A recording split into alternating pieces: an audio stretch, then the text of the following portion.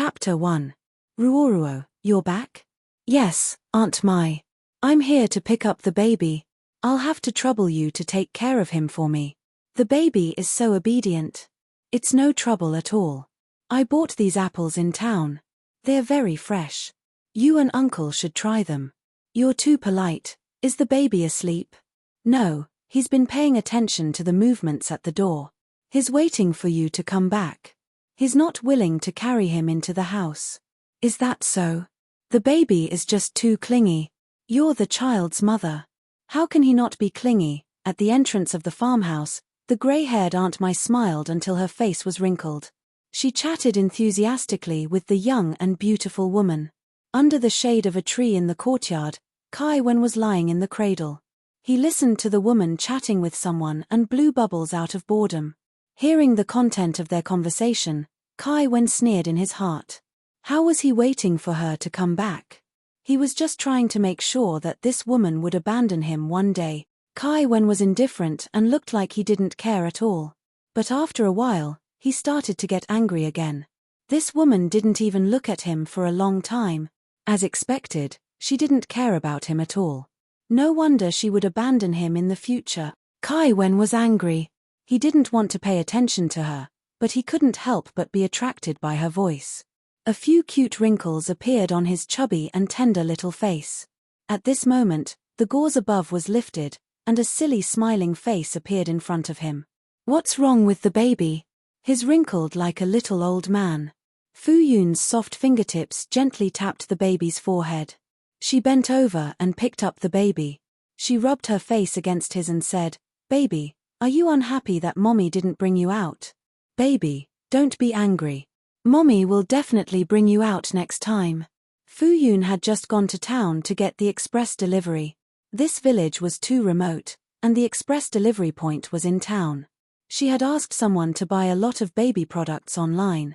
She couldn't even carry them with both hands. How could she bring the baby out?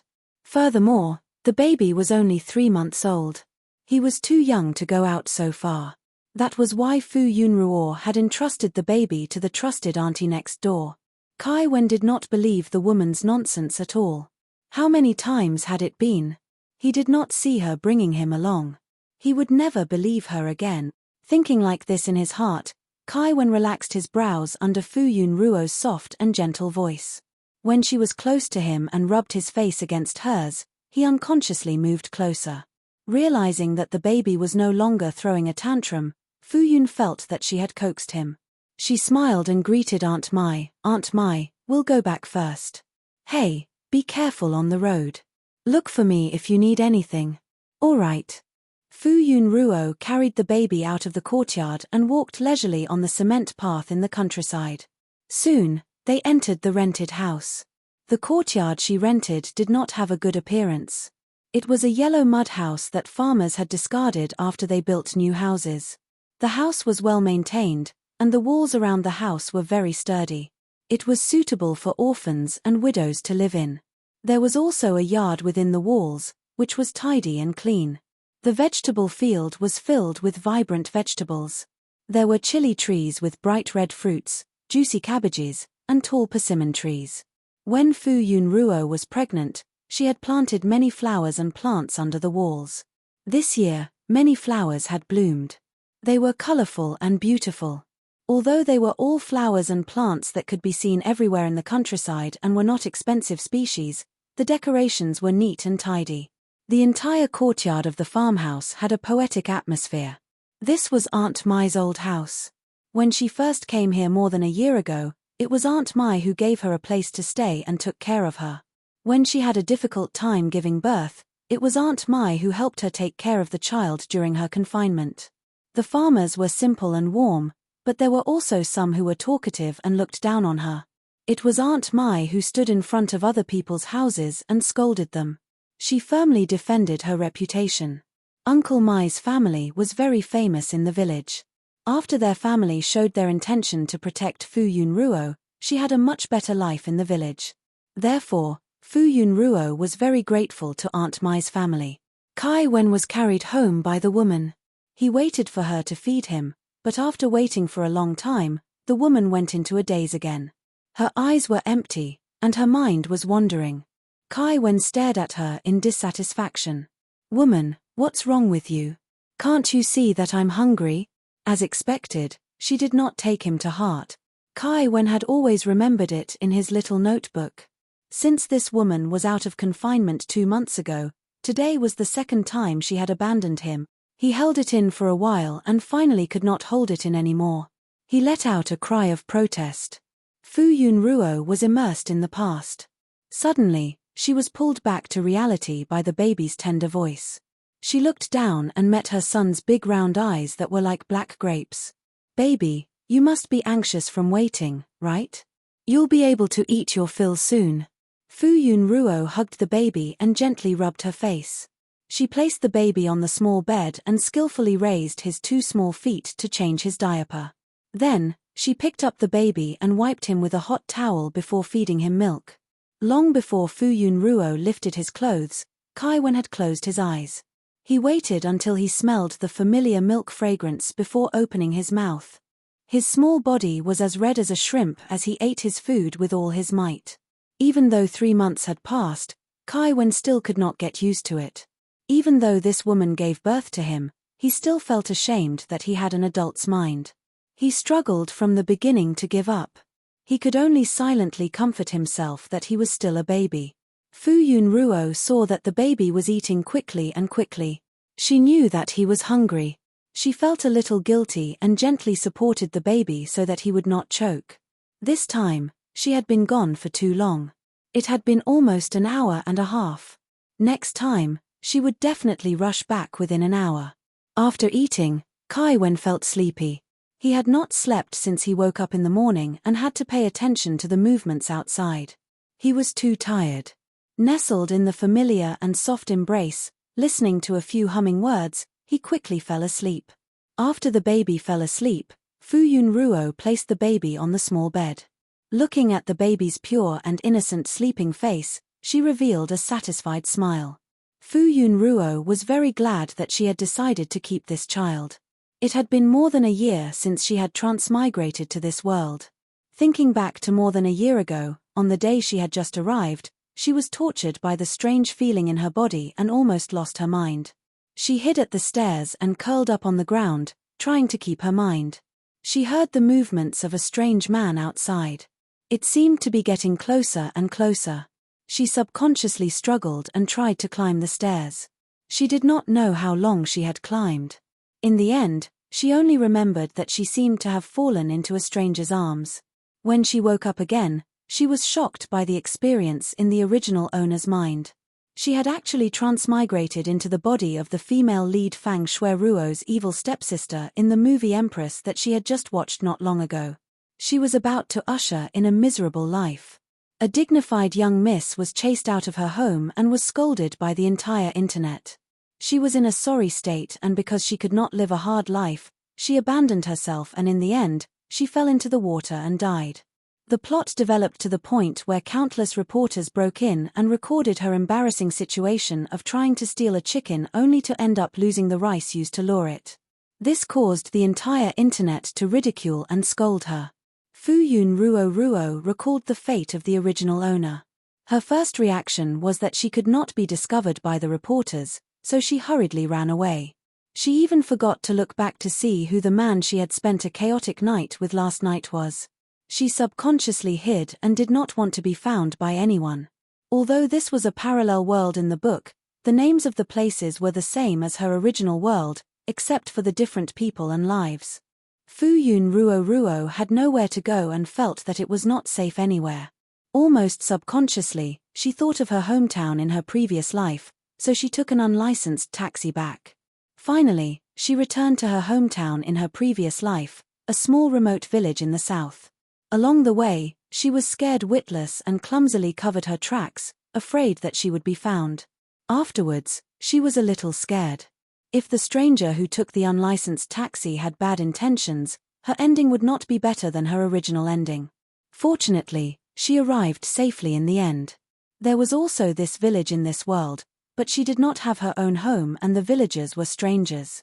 At the location of her old home, the village chief lived there, which was Uncle Mai and Aunt Mai's family.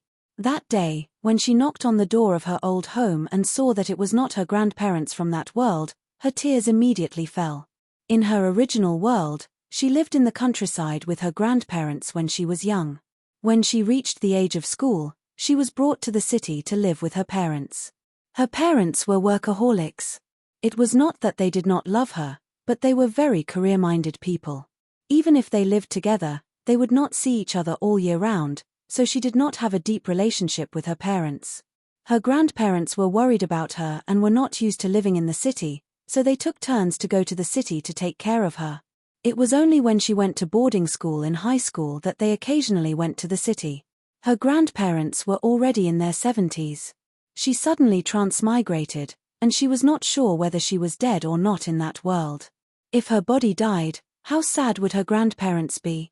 Would their bodies not be able to take it? Perhaps it was because she dreamed of what she thought of in the day. She dreamed that the original owner had transmigrated into her body and was accompanying her grandparents happily. After having such dreams for several nights, it was as if she had a feeling that they should have exchanged souls. She was no longer so worried about whether her relatives in the other world were doing well or not and hid here peacefully. Fu Yunruo was most worried that those people with bad intentions would find her, but she deliberately did not think about that night and pretended that nothing had happened. She also did not notice the abnormality in her body. By the time she realized it, she was already 3 months pregnant. Fu Yunruo suddenly remembered that because of the popularity of the original book, The First Movie Queen, the author serialized a second book, The Second Movie Queen.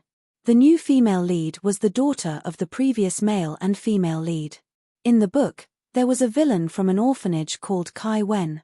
He had been working hard to find trouble for the male and female lead, but because he was weak, he could not deal with the male and female lead who had a strong background. In the end, his reputation was ruined and he jumped down from the top floor. Because of the female lead's vague words at that time, although senior, but after all, then she took the initiative to bury the villain. This action brought the female lead countless praise, and everyone praised her for her beauty and kindness. There was also a discussion in the comment section that this villain might be the illegitimate son of the evil stepsister in the first book. The topic of whether it was true or not was torn in the comment section, but the author did not express his opinion. Fu Yunruo could not be sure because in the first book, after Fu Yunruo was chased out of the house and ridiculed by the entire internet, she went offline. 2 years later, because of her death, her experience of being an escort was dug out and she was ridiculed again. In the end, Fang Shueruo stood up and asked the netizens to give her sister some face. It was not until she was pregnant that Fu Yunruo was sure that the unlucky villain was really the one in her stomach. So, not only was she trampled on by Fang Shueruo, but her son was also trampled on by Fang Shueruo's daughter. What kind of tragedy was this? Fu Yunruo gritted her teeth. Although she had read the novel, it did not mean that she agreed with the 3 views in the novel. No matter how well the author wrote, it could not cover up some essential problems. Other things aside, the male lead was the original body's fiancé. How could a woman who seduced her stepsister's fiancé be kind? The novel described that she could not control herself, but because of the bottom line of morality, she did not want to be a woman who destroyed other people's relationships. However, in the original body's memory, she was the epitome of green tea since childhood. Because of this, the original body's personality became more and more extreme. It could be said that the original body was played to death by the green tea behavior of the Fang family's mother and daughter. Back to the topic, after Fu Yunruo found out that she was pregnant, she hesitated for a while. In fact, she did not have much memory of that night. When she woke up the next day, she was shocked by the huge amount of information from the original body. Even the shadow of losing her virginity was covered up. Now that she thought about it, she should have avoided the man with bad intentions. The person she bumped into was probably just a passerby, and she took the initiative to pounce on him. This was also good. She would rather treat it as the product of a one-night stand without paying attention to the consequences. She did not want to be pregnant with the child of a man who was arranged by someone. That would be even more disgusting. Fu Yunruo decided to give birth to the child after careful consideration. Firstly, the child's future would be too tragic. She wanted to start over again. She wanted to love the child well and make up for what she owed the child with the original body. Secondly, she was too unfamiliar with this world. The original body's only relative was unreliable. She was too lonely. She wanted a tie. The most important point was that she could not make up her mind to abort the child and kill a life. From the moment she felt the movement of the child in her stomach, she knew that she would not regret this decision in her life. Chapter 2. Kai-Wen woke up from his restless sleep and stared at the childish gauze curtain. The room was quiet, and he wanted to cry out loud, but he held it back in time. As a 3-month-old baby with adult thoughts, he would not cry the moment he woke up like other children. He struggled to pull his hand out of the not-too-tight swaddle, blinked his big black eyes, and pondered seriously. Where did that woman go? As he pondered, he subconsciously stuffed his chubby hand into his mouth and sucked it with relish.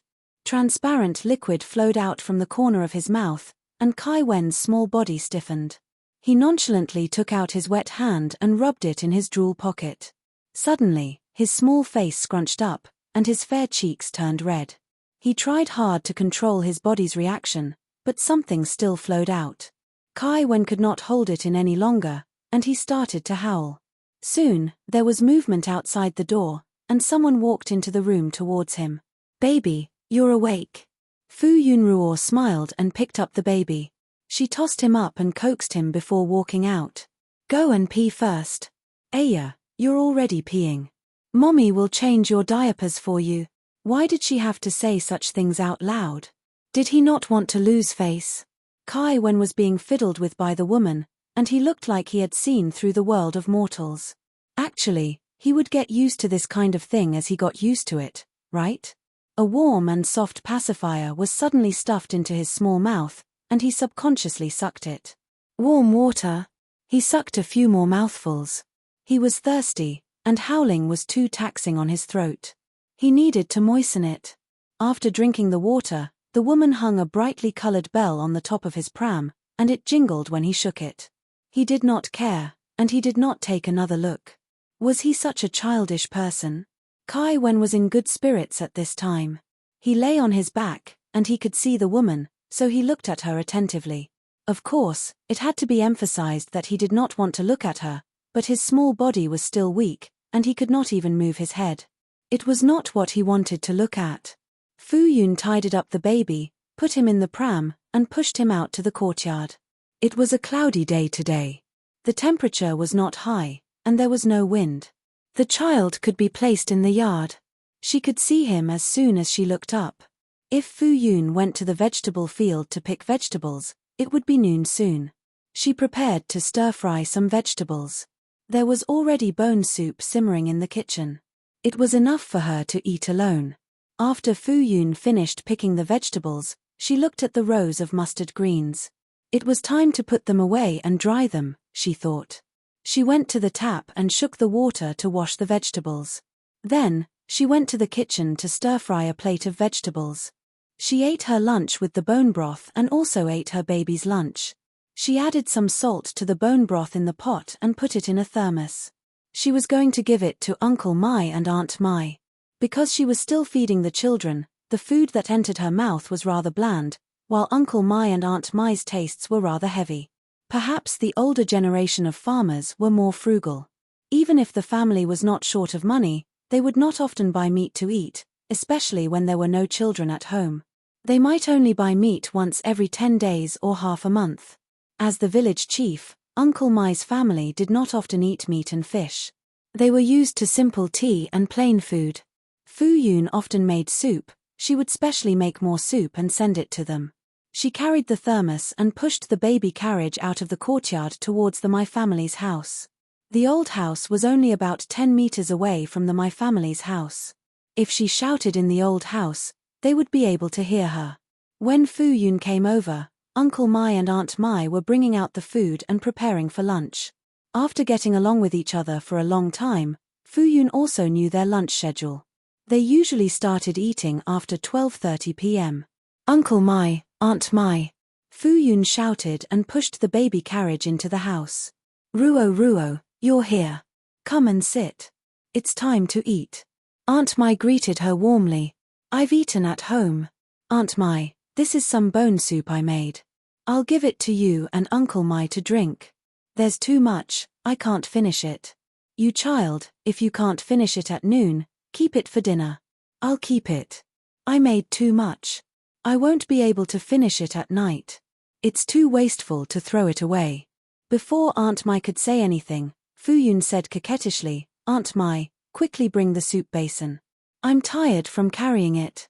Besides, I still have to trouble you to teach me how to dry vegetables when you're free. You're so polite that I'm embarrassed to call you. Fu Yun also knew how to dry vegetables, but she had eaten the dried vegetables given by Aunt Mai before and felt that it was better than hers, so she wanted to learn from Aunt Mai. Uncle Mai said, this is the child's kind intentions. Just accept it. When Aunt Mai heard this, she went to the kitchen to get the soup basin and poured the bone soup from the thermos into the basin. Fu Yun carried the empty thermos and said, then I'll go back first. I have to coax the baby to sleep. Okay, I'll go over when I'm free. Okay. Fu Yunruo pushed the pram and walked back slowly. When she reached home, the baby also started to fall asleep. She also felt sleepy when she saw him. Hence, she carried the baby to bed and coaxed him to sleep. She also fell asleep at the side. Fu Yun slept until almost 2 o'clock. Her head was still dizzy, and her body was soft as she lay there. The baby was sleeping soundly beside her. His puffy little cheeks were flushed red. His little chubby hands were clenched into fists by his sides. When she got closer, she could hear his soft snoring. Her heart melted into a puddle of water. Her baby was the most adorable baby in the world. Fu Yunruo reached out and took the phone on the table. She took countless photos from various angles before she ended the session reluctantly. She was completely awake now, but she still did not want to get up. Hence, she sat at the side and played with her phone. Her original phone card was useless from the moment she escaped. She was worried that someone would use it to track her, so she bought an anonymous card. The anonymous card affected the use of some functions, but Fu Yun only used it to surf the internet and check for information. She did not use it to contact others. She did not pay as much attention to the outside news as she did in the beginning. She would only browse the entertainment news occasionally. Fang Shui's news articles were basically about what endorsement she took and what role she played as the female lead. They gossiped about her relationship with the son of a wealthy family. Everything was thriving and calm. She also browsed through the news related to the Fu family. There were no rumors that President Fu had chased his daughter out of the house. She thought to herself that perhaps he was afraid of being embarrassed and did not want others to expose it. Fu Yun had been paying attention to the news on the internet, but that incident did not cause any ripples. This was completely different from the bloody storm in the original novel. Fu Yunruo didn't think that the female lead had found her conscience. Even if she had escaped in time, with the ability of the female lead and her stepmother, they would have made a storm out of it. For example, she had drugged the female lead, or she had fled to avoid punishment. Fu Yun saw from the original owner's memories that this novel was not true. The independent, kind, and tenacious female lead was a question mark. The female lead was the original owner's stepsister. Ever since this mother and daughter entered the Fu family, they treated her very well on the surface. But in reality, she did not know how much they had wronged her. At that time, the original owner was young and did not know how to express herself. She complained to her father many times, but was reprimanded time and time again. Gradually, the original owner understood that her father was not reliable. She became sharper in an attempt to protect herself. The chauvinistic Fu Shichin's father did not know that there were many ways for a stepmother to torture her stepdaughter. Fu Yun combined the original owner's memories with the original owner's memories and felt sad. It was not easy for the original owner to grow up. So it was normal for her personality to become more extreme. But she was not really evil. It was just that her father was taken away. Her identity as the young lady of the Fu family was also taken away. In the end, even her childhood sweetheart fiancé was taken away. The original owner's method of revenge was to drug her as a warning, but she did not expect herself to drink it. Fu Yun thought back to how she felt at that time. It was definitely not as simple as a drug.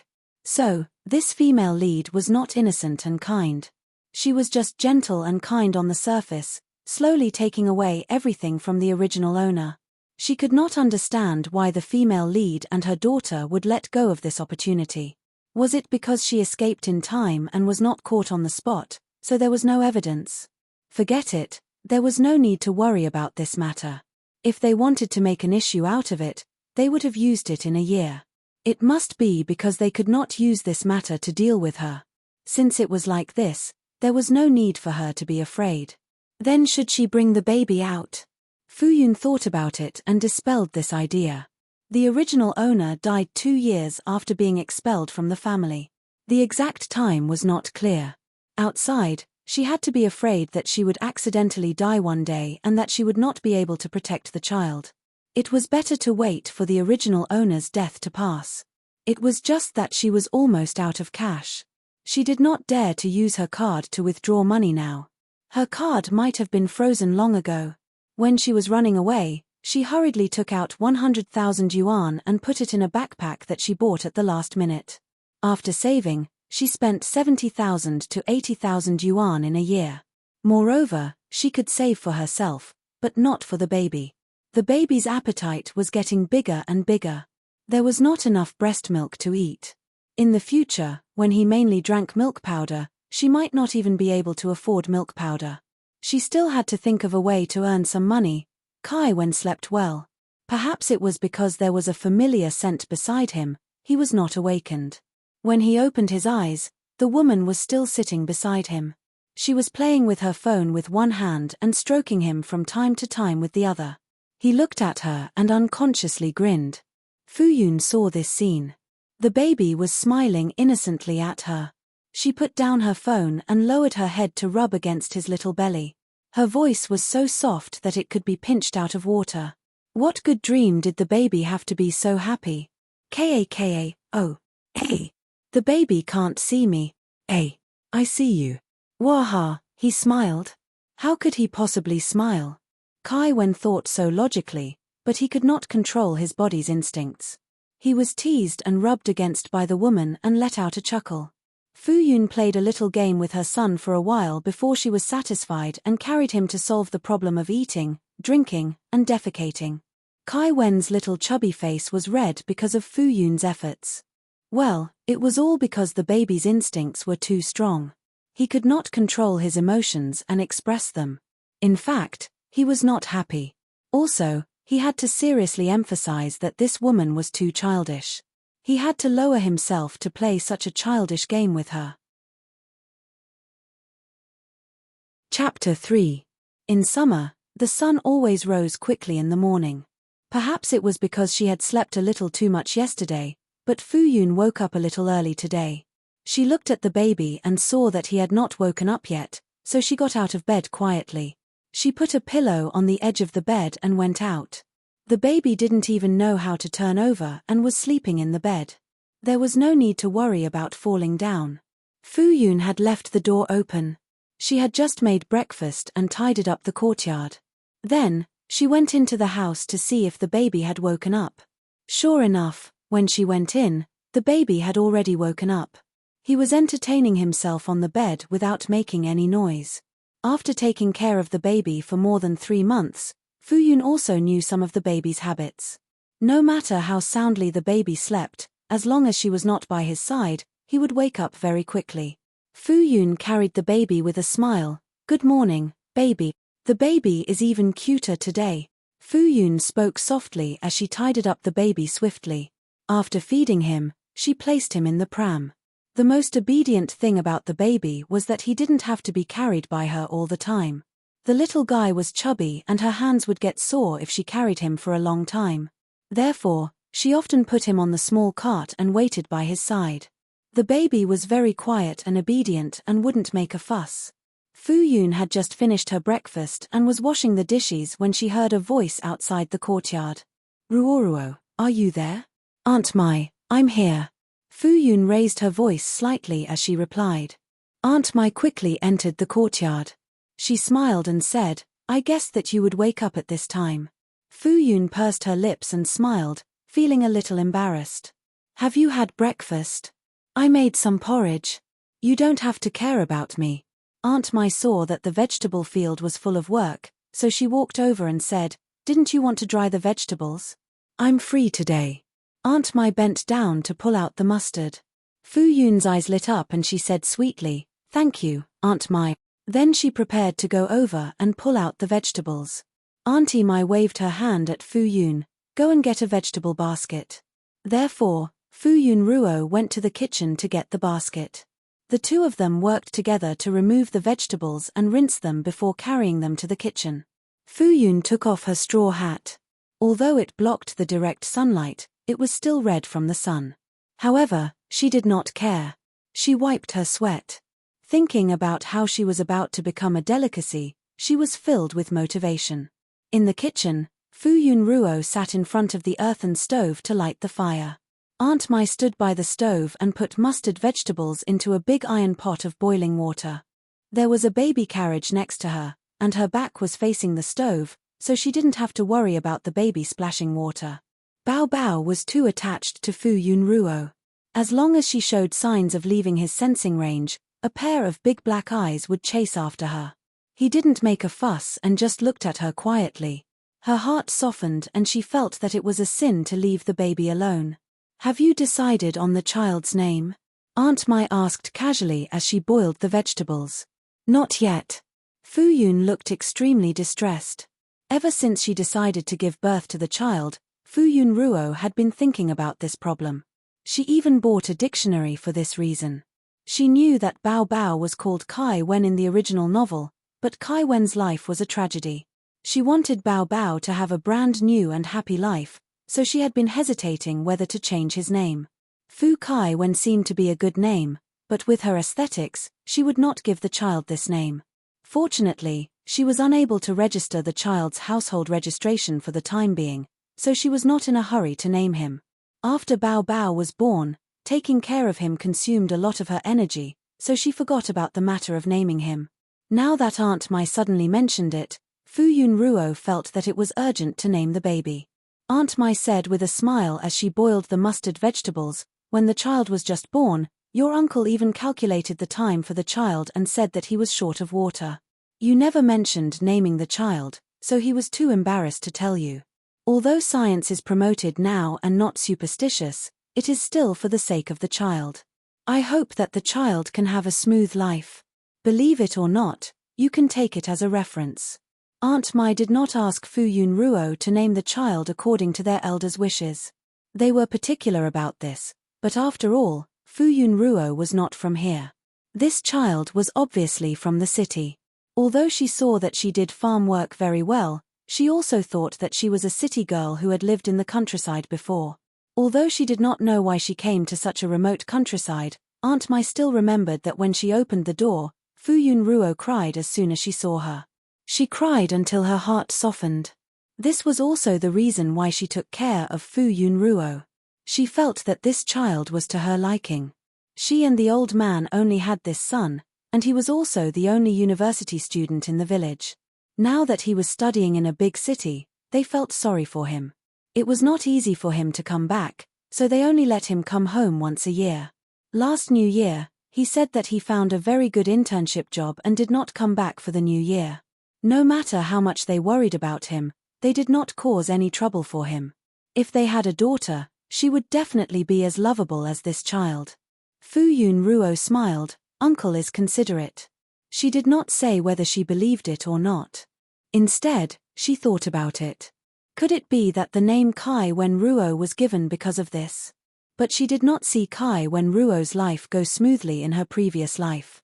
The original book did not mention the origin of the name Kai Wen Ruo. Could it be that the original owner gave it to her? It was not impossible. Perhaps when she was sent to the orphanage, this name was written on her body, so she was given this name? What if? If that was the case, it would not be good for her to give the baby a new name. Fu Yun Ruo suddenly had a flash of inspiration. She clapped her hands, Fu Wen Wen Ruo. Aunt Mai looked over, and Fu Yun Ruo said affirmatively, let's call him Fu Wen Wen. I hope that the baby's life will be warm. She did not want to experience the coldness of the world early on. This way, it could be considered to be in line with her intention of giving a new name, and she would not let down the original owner. Fu Yun looked at Aunt Mai expectantly, hoping that she would give her confirmation. Aunt Mai laughed and said, "It's a very nice name. It's very cute and very suitable for the baby." Kai Wen, who was playing with her chubby feet out of boredom, he rejected the name. It did not suit his mature and elegant image at all. Kai Wen made a protesting wah. Fu Yun Ruo looked over in an instant and smiled. She said in surprise, "Looks like Bao Bao likes this name very much too. Isn't that right, baby Wen Wen?" No." Kai Wen bared his fangs and brandished his claws, trying to let the two adults see his protest. "Look at how excited the baby is." "That's right, haha, Kai Wen." This hateful woman didn't understand his thoughts at all. Kai Wen unilaterally decided to give her a cold shoulder. He decided to ignore this woman and let her see his determination to resist this childish name.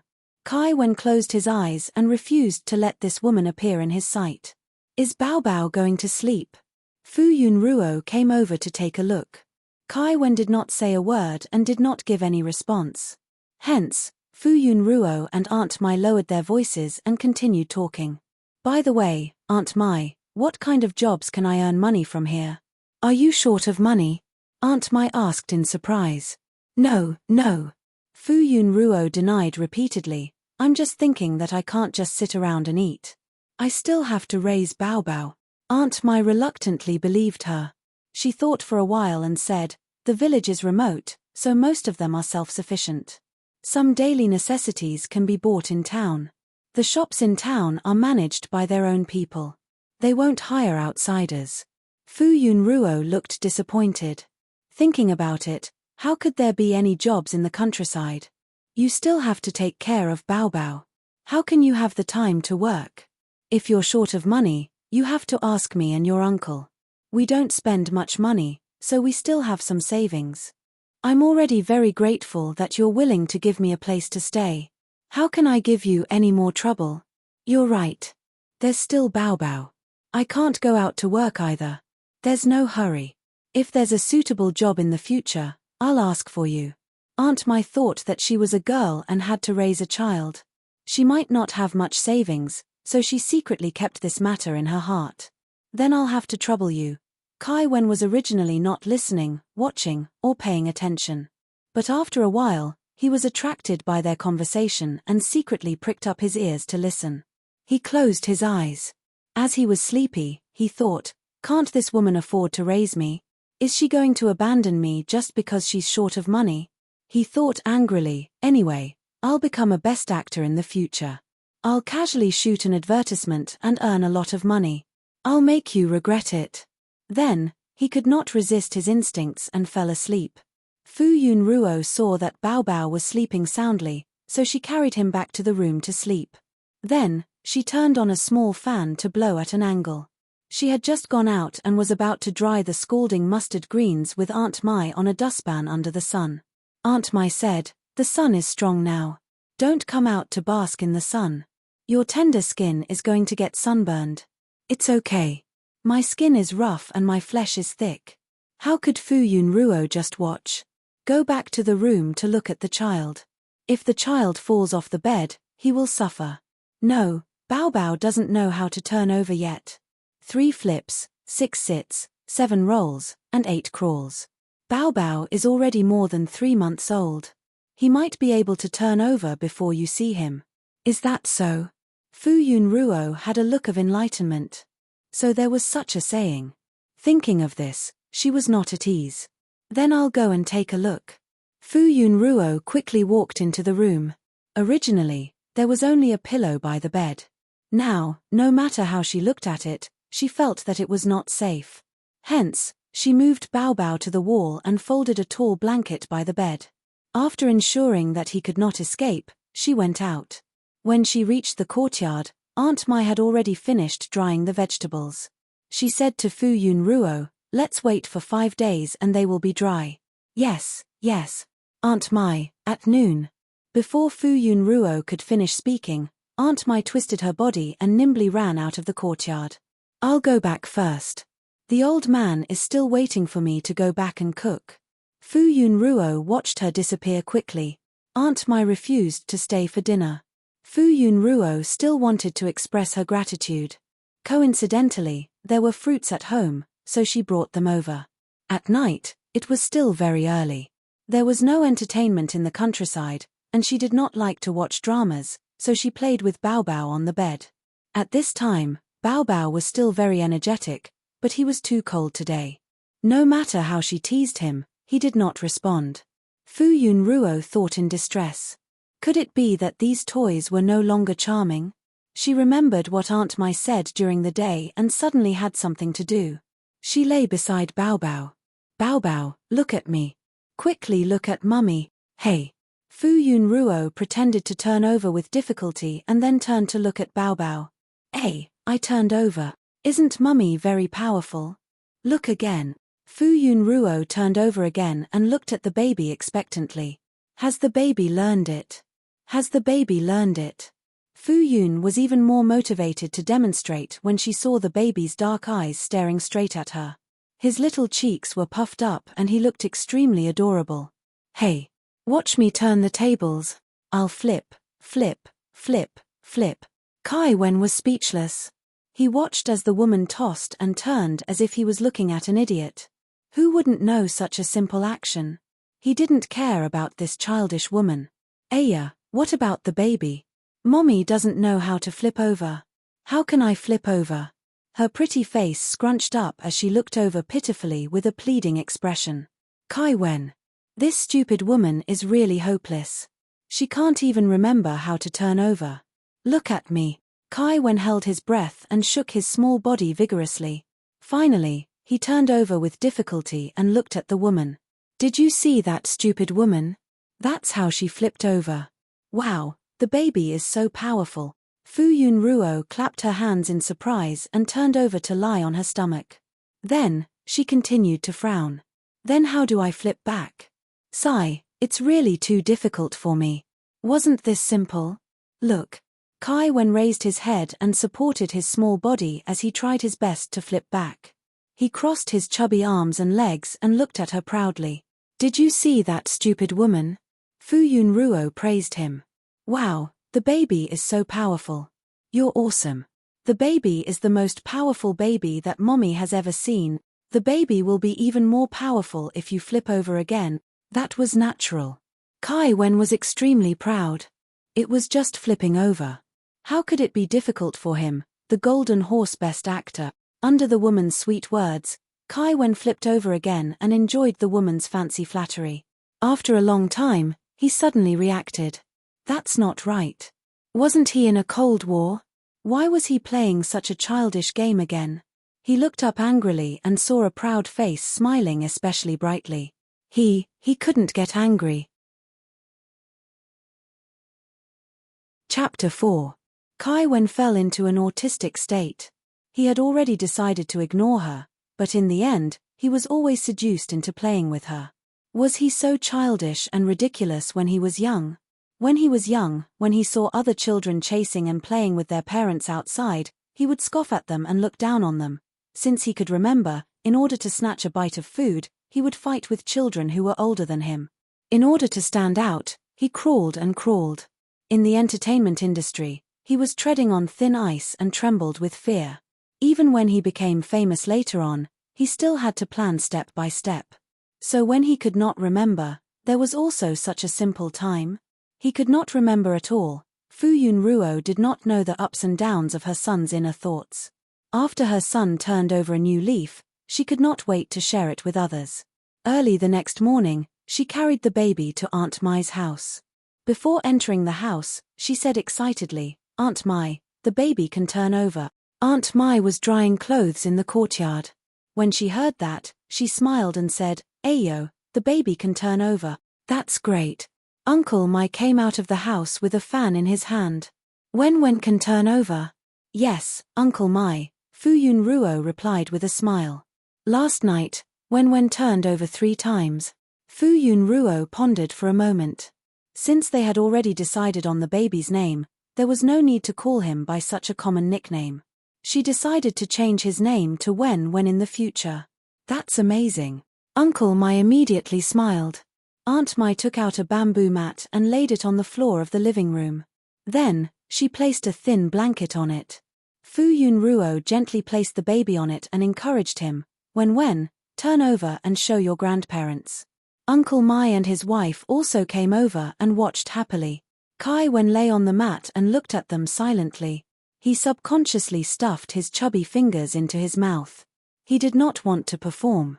Fu Yunruo pulled his chubby little hand out and wiped the saliva on it. She also wiped the corner of his mouth. When, you can't eat my hand. Fu Yun coaxed the baby for a while, but the baby was still quiet and did not respond. Aunt Mai was disappointed that the baby didn't turn over, but she smiled and said, "The child is still young and doesn't understand. When he wants to turn over, he will naturally turn over." That's right. Children grow fast. They'll be able to crawl and walk very soon. We'll have a lot to see then. Fu Yun said proudly, when is very obedient, she must be very worry-free. Kai Wen looked at the woman and then at Grandpa Mai and Grandma Mai. Then, he moved his limbs and used all his strength to turn over. After flipping over a few times last night, he had already mastered this skill. He knew how to flip over faster and more effortlessly. As soon as he turned over and laid on his stomach, his ears were filled with praises and flattery, as if he had done something amazing. He really couldn't understand these adults. It was just a flip, and he didn't know what kind of fun it was. Every time he moved, he would cry out in surprise for a long time. What a big fuss. He flipped over again and looked at the three faces that were smiling like flowers. Well, he gave them face because Grandpa Mai and Grandma Mai had taken care of him a lot. He comforted himself in his heart. He just took it as a form of entertainment. After showing off, Fu Yun carried the baby home in satisfaction. Since then, she fell in love with this game. Every day, she would coax the baby to flip over for her to see. She wanted to record the child's growth process. It was just that the baby was too cold. Every time, she had to personally demonstrate a few times before he would give her face and flip over. Fu Yun sometimes wondered if the baby was treating her as a toy. The weather was getting hotter and hotter. The old house had a courtyard, trees, and wind, so the house was not particularly hot. It was fine to just turn on the fan. Children were tender and weak, so they couldn't be exposed to such a strong sun. Fu Yun basically took care of her son at home every day. Everyone didn't like to go out during the day, but the village was lively in the evening and at night. The neighbors in the village fanned themselves and sat on small stools, talking about family matters. The older children ran around with the younger children laughing and playing. Fu Yun also carried the child out for a walk to get some fresh air. Even a homebody would feel bored staying in the same house all day. Most of the people who stayed in the village were the elderly and the children who were left behind in their hometown. Most of the young people went out to work. Fu Yun and the baby, this pair of good-looking mother and son, were very conspicuous in the middle. She had been here for more than a year and had a good relationship with most of the people in the village. She also had a good relationship with the neighbors. Of course, her relationship with the children was even better. When the older children saw such a beautiful older sister who was so friendly to them, they naturally circled around her. As soon as they saw Fu Yun appear with a baby carriage, a group of children surrounded her. The 4-year-old little Shitu used his sturdy body to occupy the front position. He stuck to Fu Yun's side and repeatedly called her older sister. Then, he shouted that he wanted to see his younger brother. Little Shitu looked strong and very energetic. Fu Yun opened the gauze curtain and a few small heads came over. Little Shitu held the edge of the baby carriage and leaned closer to look. He asked in a childish voice, "Older sister Ruoruo, when can my younger brother play with me?" Children didn't care about the seniority of the adults. In their eyes, a beautiful older sister was a beautiful older sister and a younger brother was a younger brother. "It'll be soon," Fu Yunruo said gently.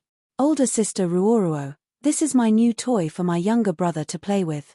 "Thank you, Junjun. But my younger brother is still young and can't play with him." "Junjun, you can play with me when you grow up. I will take good care of him and let him play with me in the future. I want to play hide and seek with my younger brother, okay. I want to play hopscotch with my younger brother and playhouse. I want to pick fruits with my younger brother, okay. I will arrange everything. Fu Yun generously agreed on behalf of the baby. Kai Wen. He didn't want to play these childish games. After the children got the promise and saw enough of their younger brother, they were satisfied and ran off to play. Soon after, a group of aunties gathered around and praised, "Baby is really good looking. He looks even more beautiful than a little girl. Ayo, his eyes are so dark and swarthy. They are so lively. Baby is so obedient. He doesn't make a fuss at all. If my little brat was half as obedient as him, I would wake up laughing in my dreams." When Wen's baby was quite popular in the village. He could be said to be popular with both men and women, old and young. He was raised to be fair and chubby. He was especially cute with a pair of big eyes like Fu Yun's that he inherited from her. His black grape-like eyes were full of spirit. The child was also very obedient and didn't make a fuss at all.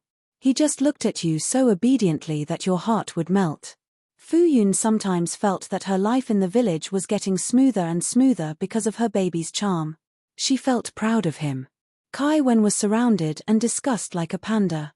He was as calm as the wind and as motionless as a mountain. He didn't panic.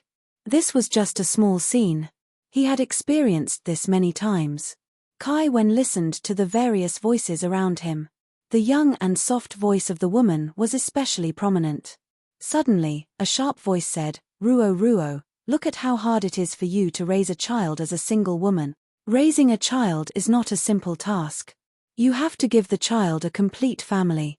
I'm here to matchmake with you. I have a relative's aunt's daughter's son. He has a house and a shop in town. Although he is older than you by 7 or 8 years, he has never been married. He doesn't mind if you bring the child over. What do you think?" Fu Yun's face stiffened.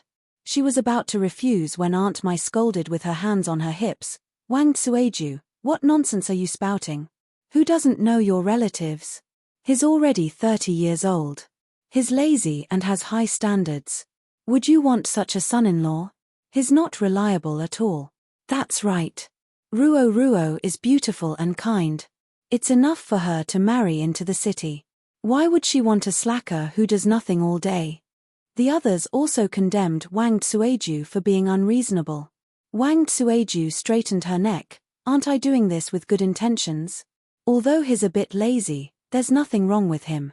Moreover, he has a shop at home. He won't starve to death. Ruo Ruo won't have to work so hard if she marries over. No matter how good Ruo Ruo is, she still has a child. Then why don't you let your daughter marry over?" Wang Tsueju's face turned ugly. She muttered that her good intentions were not rewarded and hurried home. "Ruo Ruo, don't mind her. Wang Tsueju just doesn't watch her mouth. She doesn't think before she speaks." Fu Yun smiled and shook her head, indicating that she did not take it to heart. In the end, there were also people who advised her that if she met a reliable family, she should consider it. A young woman with a child alone was not a good thing. She still needed a companion. Fu Yun knew that they were doing this for her. They grew up in remote rural areas and did not experience the baptism of the big city. Most of them were more traditional and conservative. She was really afraid that they would really look for her. She only said that she would focus on accompanying her child for the next few years and would not consider her own affairs for the time being. Then, she ran away with her child. Fu Yun only felt relieved when she returned home. She decided not to go out for a walk for the next few days. She would wait until the limelight was over. Being urged to get married was really too scary. Fu Yun looked down. The baby was quietly staying in the stroller, as if in a daze. She saw that it was about time. She picked up the baby and coaxed, "The baby wants to sleep." Kai Wen lay on the bed and listened to the woman's light snort. He felt the breath beside him, but he did not feel sleepy at all. He unconsciously clenched his small fists. There were many messy thoughts in his mind. From the time he was born until now, there had never been another relative in his family other than a woman, let alone a blood-related other half.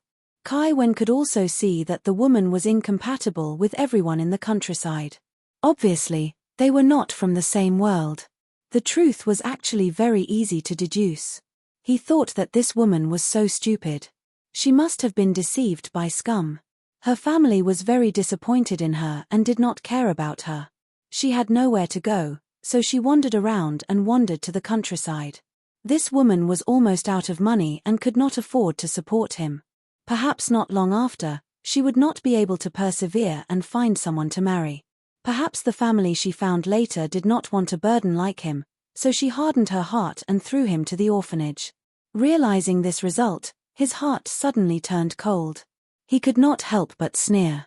This heartless woman. Negative emotions surged from the bottom of his heart. He could not help but let out a few cries. Fu Yun, who was coaxing the baby to sleep and almost fell asleep herself, was suddenly startled by the high-decibel sound of the baby's cries. She was instantly awakened. She focused her eyes and saw that the baby who was supposed to sleep did not show any signs of sleeping. Instead, he looked very energetic. He was babbling in a language that no one could understand and was even dancing with great energy. When, be good. You have to sleep. You have to sleep more to grow up. Baby, be good,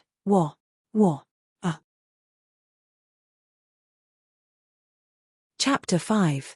Fu Yun later realized that her son had become lively. He no longer only babbled when he was hungry or when he needed to pee. At other times, he was obedient and did not cause trouble. At that time, Fu Yun still felt that her son was like a girl. She was worried that boys were too quiet. Now that he was lively, she felt that it was better this way. In the past, he was too quiet, and it made her inexplicably worried. Now that he liked to cry, it was as if a big stone had been removed from her heart. However, after a few days, Fu Yun could not take it anymore. He was really too noisy. He seemed to have endless things to say every day. Other than when he was sleeping, there was only his voice.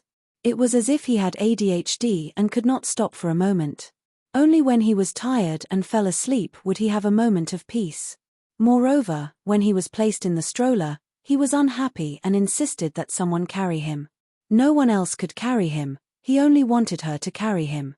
Previously, Auntie Mai could still carry him. Now that she carried him, his small body straightened and he was very resistant. The little guy was really strong. Fu Yun was really afraid that she would not be able to hold him and fall, so she could only carry him herself. And recently, the baby did not like to drink milk powder. After the baby was 3 months old, Fu Yun bought a can of milk powder suitable for this age. She fed him once before he went to bed at night and breastfed him at other times. When Fu Yun drank milk powder for the first time, she felt that the baby liked to drink milk powder more. However, when Fu Yun heard that breast milk could strengthen his immune system, she was determined to only soak in milk powder once a day. Now, he was very resistant to drinking milk powder. When he saw that she was going to make milk powder, he babbled excitedly. After she made milk powder, he still refused to drink it. Fu Yun was worried that the baby's body was not well, so she specially went to the clinic to take a look. The doctor diagnosed that there was no problem. When she saw that he was still drinking milk normally and that the baby fat on his body did not decrease, she felt relieved. Perhaps he felt that milk powder was not as good as breast milk, but the child's taste changed. Fu Yun finally understood the hardships of the complaints of the mothers on the internet. At that time, she compared herself to the mothers on the parenting forum and felt very proud. Her son was the most considerate and obedient in the world. As expected, one should not be too arrogant. She finally understood what it meant when a child was a little angel when asleep and a little devil when awake. If Fu Yun was really working hard and happy. Recently, the baby did not like to play with toys. Every time she took out a toy to play with him, his little chubby hands would wave and push her away. His little voice would babble, as if he was saying that he did not like toys. Fu Yun thought that he liked the new and was tired of the old, so she specially went to buy a new toy. She did not expect the baby's voice to become even louder, as if he was angry with her. Kai Wen was indeed angry. This woman was too much of a wastrel. He didn't know how to save money at all. In order to prevent this woman from starving to death so quickly, in order to save some money for her, he even saved his own rations. In the end, he even spent a lot of effort to buy these useless toys. She just wanted to spend all the money earlier so that she could have an excuse to get rid of him, right? Since that was the case, it was better to get tired of him and throw him away as soon as possible. Kai Wen deliberately caused trouble every day. The sooner she could not hold on, the sooner she would throw him away. Anyway, he did not care. There was a heavy rain yesterday afternoon and it lasted until the second half of the night. When they woke up in the morning, the weather was cool and the heat was washed away. There was still a shallow circle of water marks on the ground that had not dried up.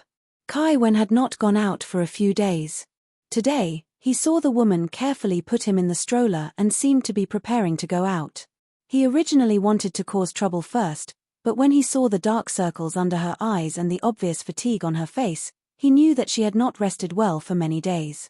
Kai Wen, who was about to make a fuss and ask to be carried, did not make a fuss until he was put down and pushed away.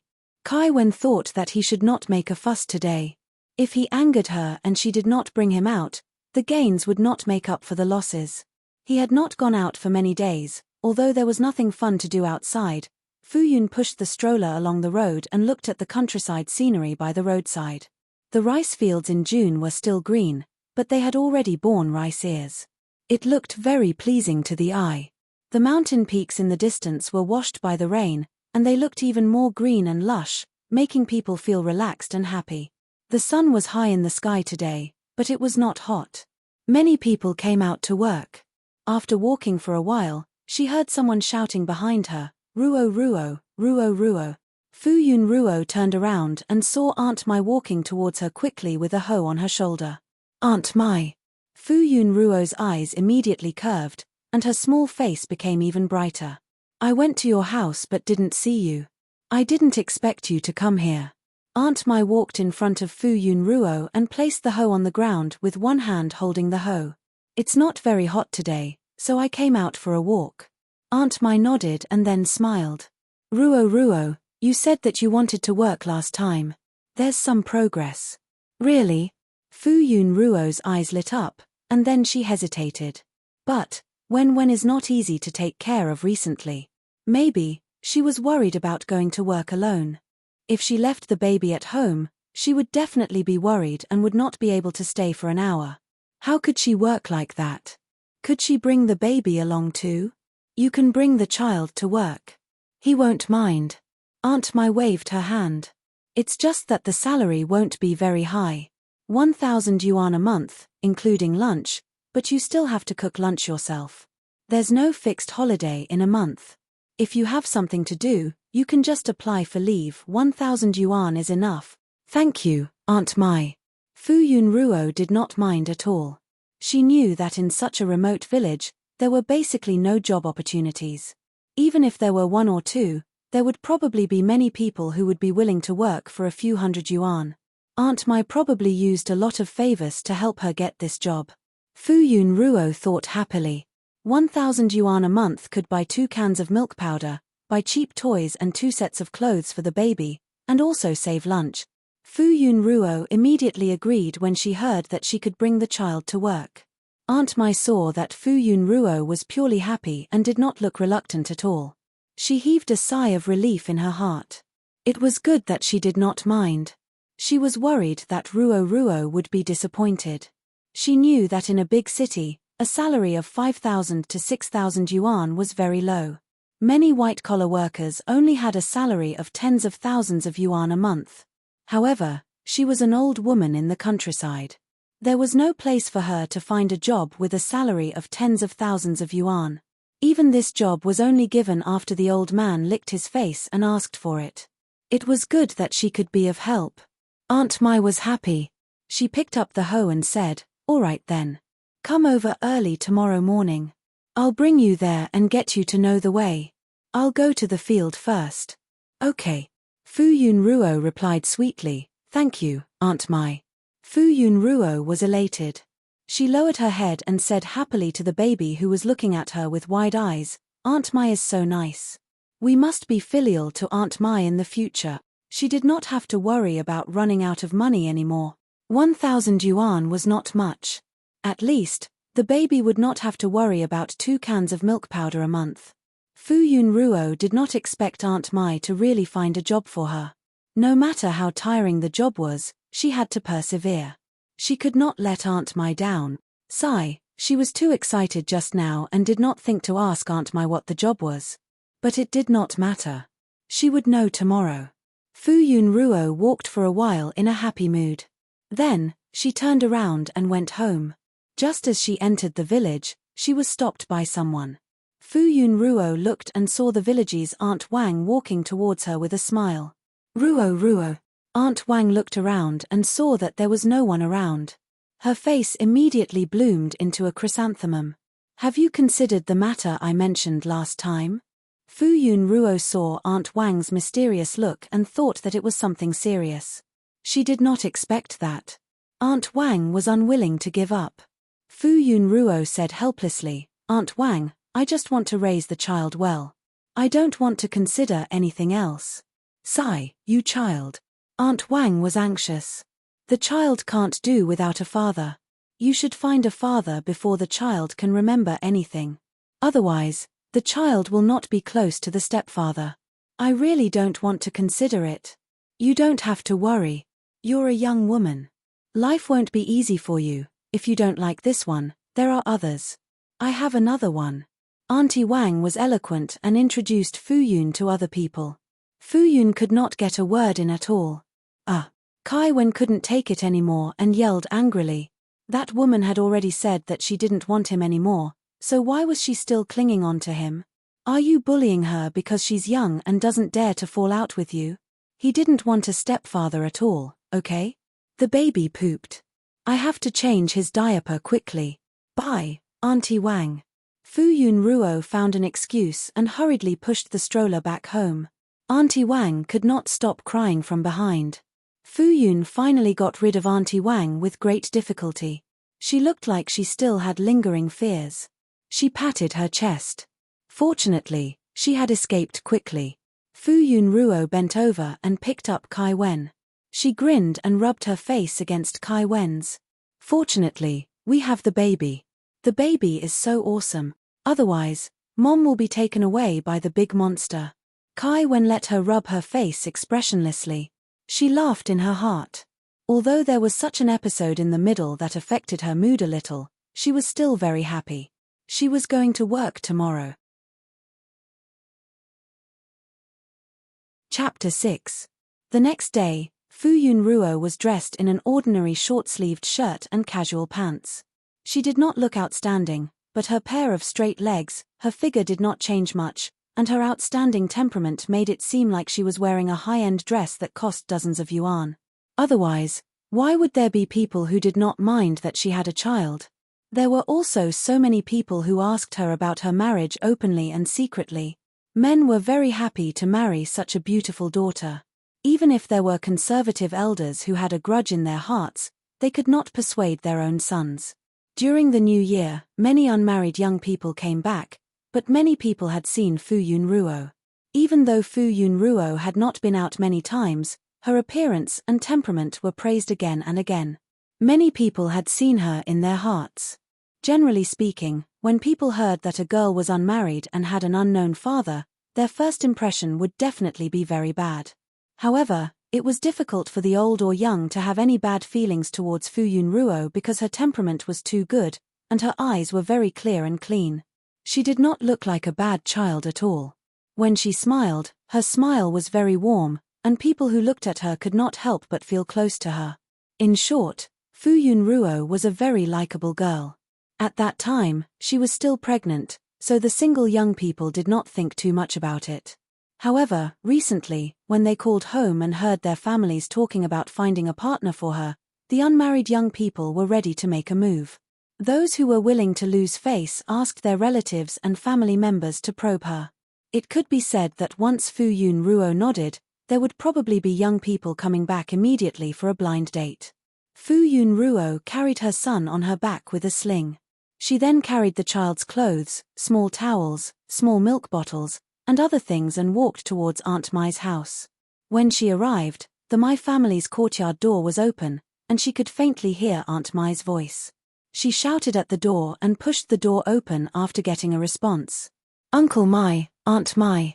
Aunt Mai smiled and said, Ruo Ruo, come here. She pointed at a relatively small donkey in the courtyard. In the future, you will ride this donkey to get to work. You can charge it at night. No need, I can buy it myself. Just lend it to me for a day or two. Fu Yun's face turned red. Uncle Mai and Aunt Mai had helped her so much. How could she have the nerve to take their things? Moreover, the donkey was considered a rather valuable item in this family. We don't really need it at home. You can use it without worry, Aunt Mai said casually. All right, let's hurry over before that old fellow nags again. Aunt Mai pushed another donkey out of the courtyard. This was the car she borrowed from next door. After sending Fu Yun over, she still had to come back. Okay. Fu Yun did not say anything else. She secretly decided that she would go to town to buy a donkey in 2 days. The two of them pushed the donkey out of the yard. Aunt Mai suddenly asked, Hey, where's your baby carriage? Ah, do you want me to bring it with me? Of course. Why don't you carry it the whole day? The adults are tired and the children are uncomfortable. Fu Yun thought about it and agreed, so she went back home to bring the car. Then, he rode on the road. Their car drove very slowly. Aunt Mai still had to teach Fu Yun the way. Fu Yun was learning the way while listening to Aunt Mai's words. When we get there, you can just call him Uncle Guo. He's of the same generation as me. The old man is 70 years old and has no children. He's a little stubborn. He's from the Guo village in the neighboring town. Your Uncle Mai's aunt is married to Uncle Guo's youngest uncle. With this layer of relationship, he'll more or less take care of you, so don't worry. He's old and has a bad temper. You should be more tolerant of him. Old man Guo was very powerful when he was young. More than 50 years ago, he was the only university student in the Guo village who passed the exam. After that, he had been mingling outside. Everyone thought that he had made a name for himself. Who would have thought that he would suddenly come back alone 20 years later and spend all his savings to contract a large piece of land? The old man's aunt couldn't find out what happened to him outside. He buried his head in the flower field all day long and didn't allow anyone to go in. His temper is very bad. Old man Guo is old. Some time ago, he fainted in the field. If someone didn't pass by and see him, he might have passed away. That's why his family strongly wanted him to take in someone to help him. He despised his nephews for being clumsy. Look, I thought that you, a girl, are very attentive, so I asked your uncle for a chance. We'll go directly to the flower field. When you go there in the future, pay more attention to old man Guo's health. Fu Yun nodded as she looked at the road. This job was much better than she had expected. Wasn't this a flower farmer? Which girl didn't like flowers? Working in such an environment, her mood also became good. The flower field that Aunt Mai mentioned was not far from the village. It would only take them about 30 minutes to get there if they drove slowly. In the future, when she was familiar with the road, she would drive faster and arrive in 15 minutes. The flower field was at the foot of a mountain and was surrounded by steel wires. From the outside, one couldn't see the inside. Although it was at the foot of the mountain, it wasn't very remote. The flower field was close to the side of the village's gathering place. It was about 20 meters away, and there was a red brick house built. They pushed the car and stopped in front of the iron gate with steel wires. Aunt Mai raised her voice and shouted inside, Old Guo, old man Guo, come and open the door. A minute later, there was movement inside the door. Not long after, the iron gate opened and an old man with a wrinkled face walked out. He said in a particularly angry tone, Are you calling for a ghost? Fu Yun Ruo was shocked and patted her back subconsciously, afraid that the baby would be frightened. Aunt Mai was not afraid at all. She said in a loud voice, I've brought her here. You'd better control your bad temper. Don't scare my Ruoruo. Old man Guo's critical gaze swept over. Fu Yun Ruo quickly smiled. Hello, Uncle Guo. My name is Yun Ruo. Old man Guo snorted and looked away. I'll go back first. Ruoruo, I'll pick you up tonight. It's okay, Aunt Mai. I remember the way. There were many twists and turns in the countryside. Fu Yunruo would definitely not get lost if she remembered the turns she took every time. Aunt Mai was worried. It's settled then.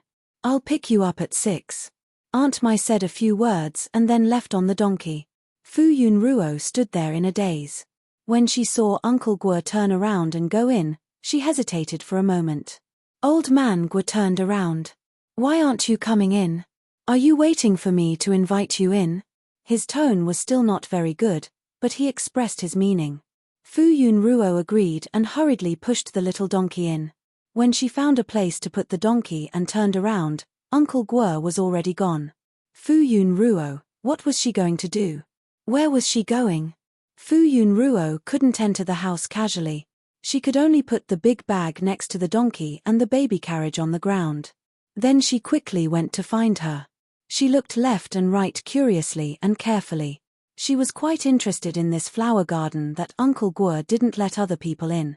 There were many flower seedlings in the potted plant field outside, but Fu Yunruo didn't know what kind of flowers they were. In the original body's noble daughter class, there was the skill of picking flowers. However, with such a hypocritical stepmother, how could she really learn it? In the end, wasn't there a rumor that she was an ignorant and incompetent vase girl who only had looks? The mud outside was a little messy. Fu Yunruo didn't dare to touch it casually, for fear of mixing things up. Jianlan, Xiaohong, Dendrobium, Chunlan, some of them had already bloomed. Fu Yunruo could recognize some of them, but she couldn't recognize all of them. Fu Yunruo thought, could all these flowers and seedlings be varieties of orchids? Did Uncle Guo like orchids so much? Fu Yunruo soon saw a big flower shed that was tightly covered. She guessed that Uncle Guo was in the big flower shed. So she carefully called out, Uncle Guo? After waiting for a while, there was no response. Uncle Guo, can I come in? She poked her head out to look for a while and asked tentatively, then I'll come in?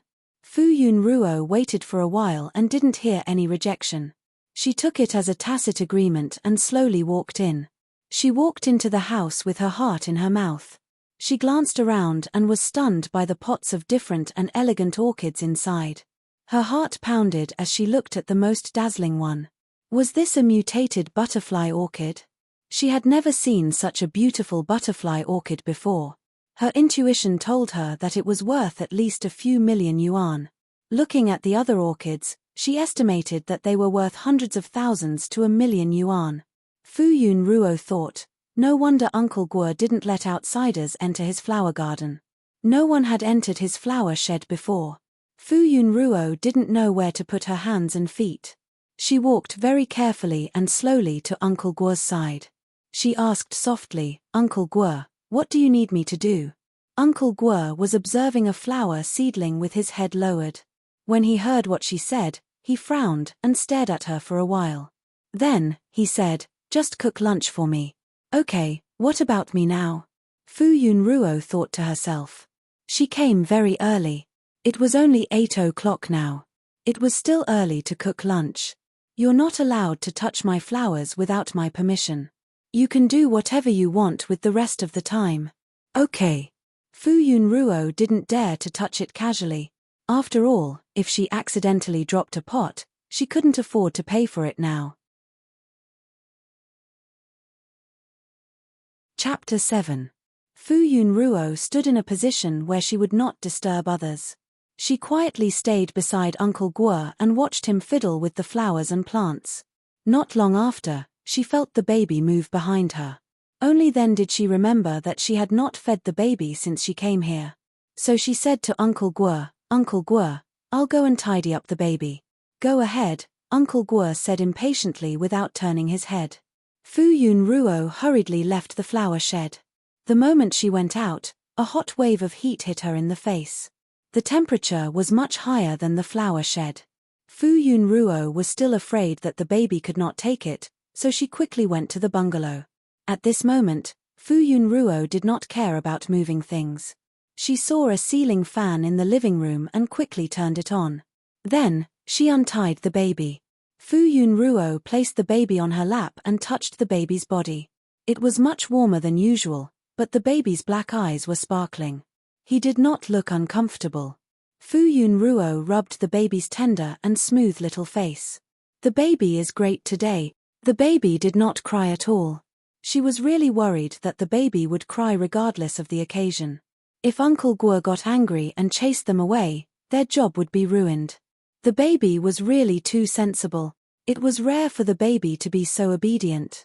It was as if they had returned to half a month ago. Fu Yunruo was very excited for a moment. She changed the baby's diaper, fed him milk, and placed him in the stroller. She looked at the sunlight outside. It was scorching hot.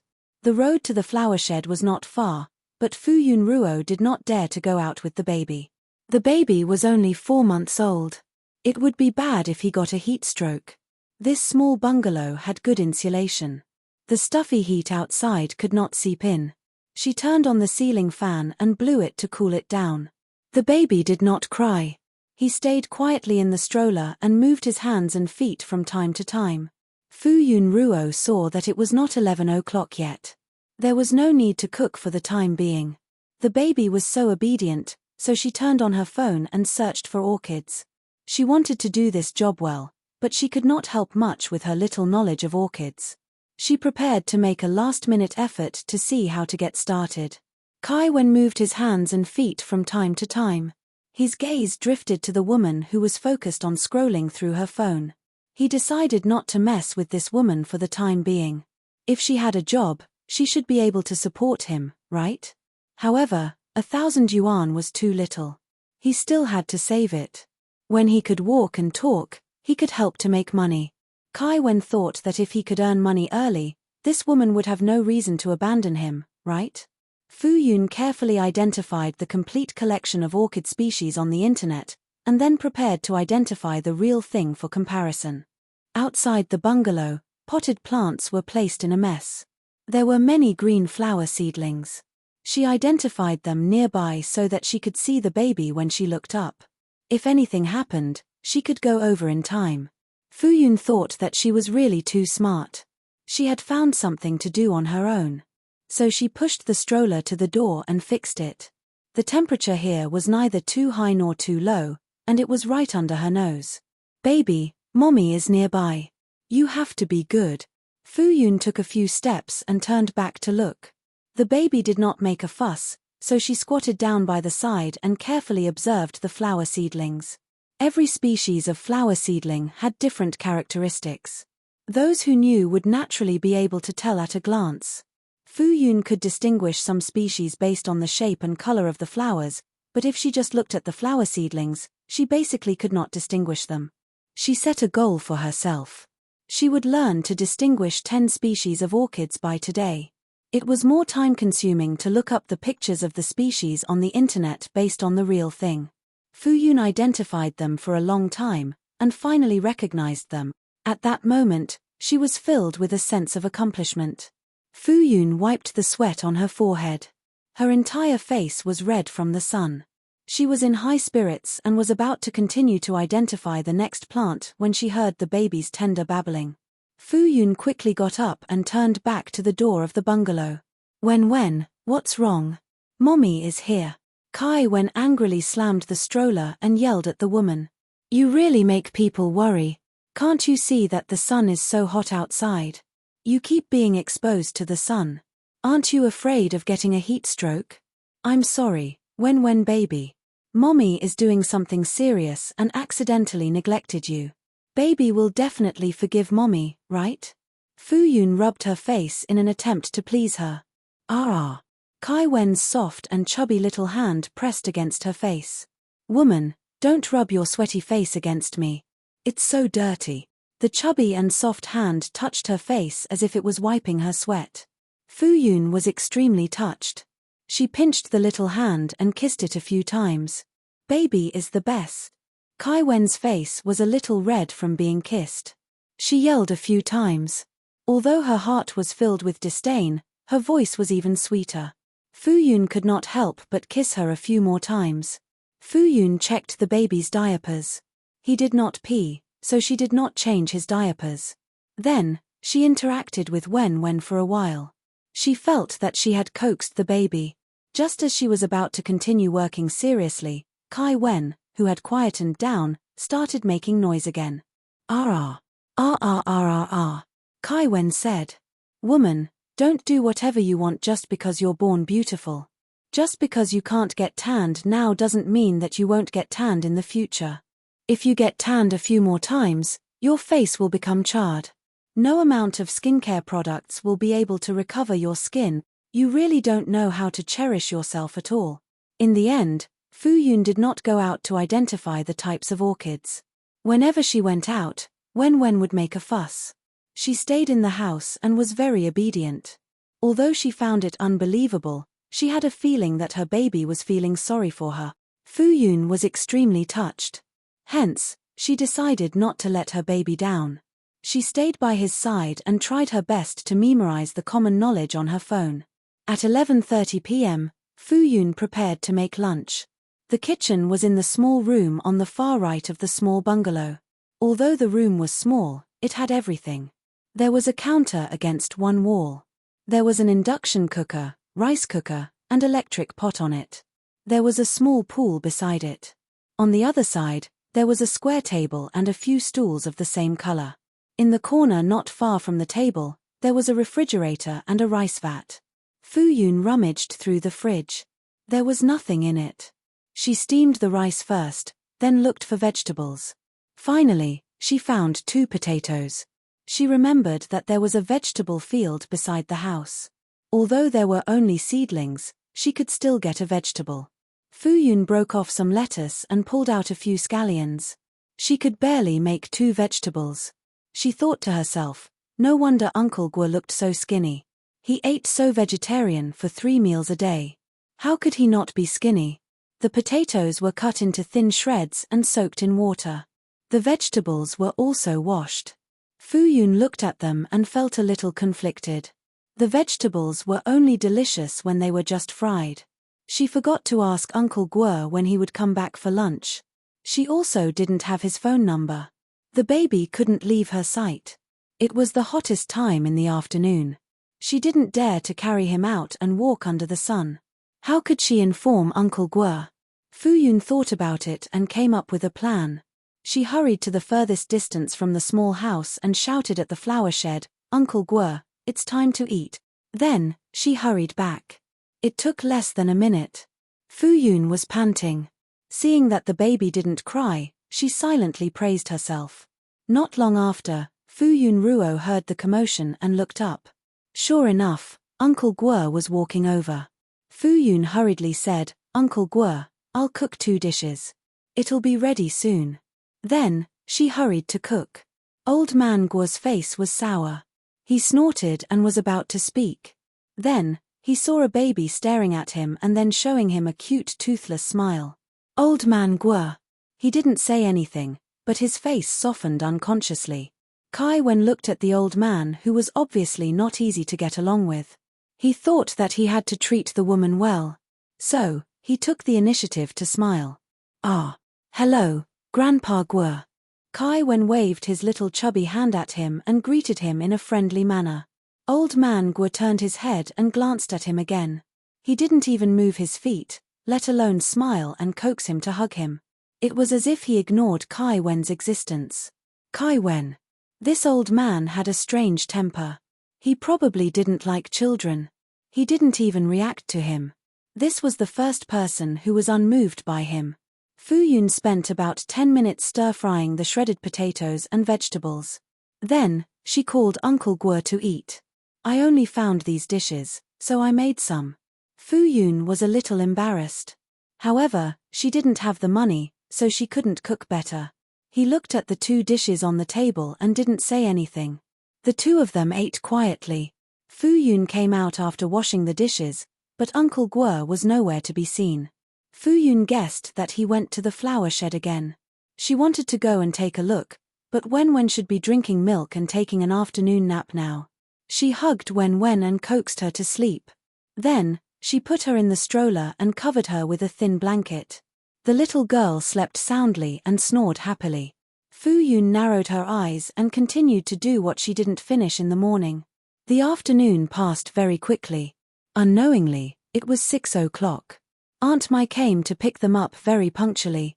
Uncle Guo, we'll go back first. Fu Yun found Uncle Guo and said goodbye. Uncle Guo didn't say anything. He only gave her a bunch of keys and waved his hand impatiently. Let's go. There weren't many keys, only 3. Fu Yun thought that they might be the keys to the main gate and the small bungalow, so she accepted them. She reminded him, I've made dinner. Remember to eat dinner. There was nothing to do in the afternoon. She thought for a while and watered the vegetable field and cooked dinner. After Fu Yun said goodbye to Uncle Guo, she carried the baby and went home with Aunt Mai. Aunt Mai smiled and asked, how was your first day at work? Old Guo didn't make things difficult for you, right? No, Uncle Guo is quite a nice person. Although he ignored her the whole day, that's right. Other than cooking a meal, I couldn't help with anything. I didn't do anything for the whole day. Fu Yun felt that she was here to get a salary. She felt embarrassed to take such a small salary. It's only your first day. Take it slow. Besides, that old man treasures his flowers and plants. If he's willing to teach you, he'll teach you. If he's not willing, don't worry about anything else.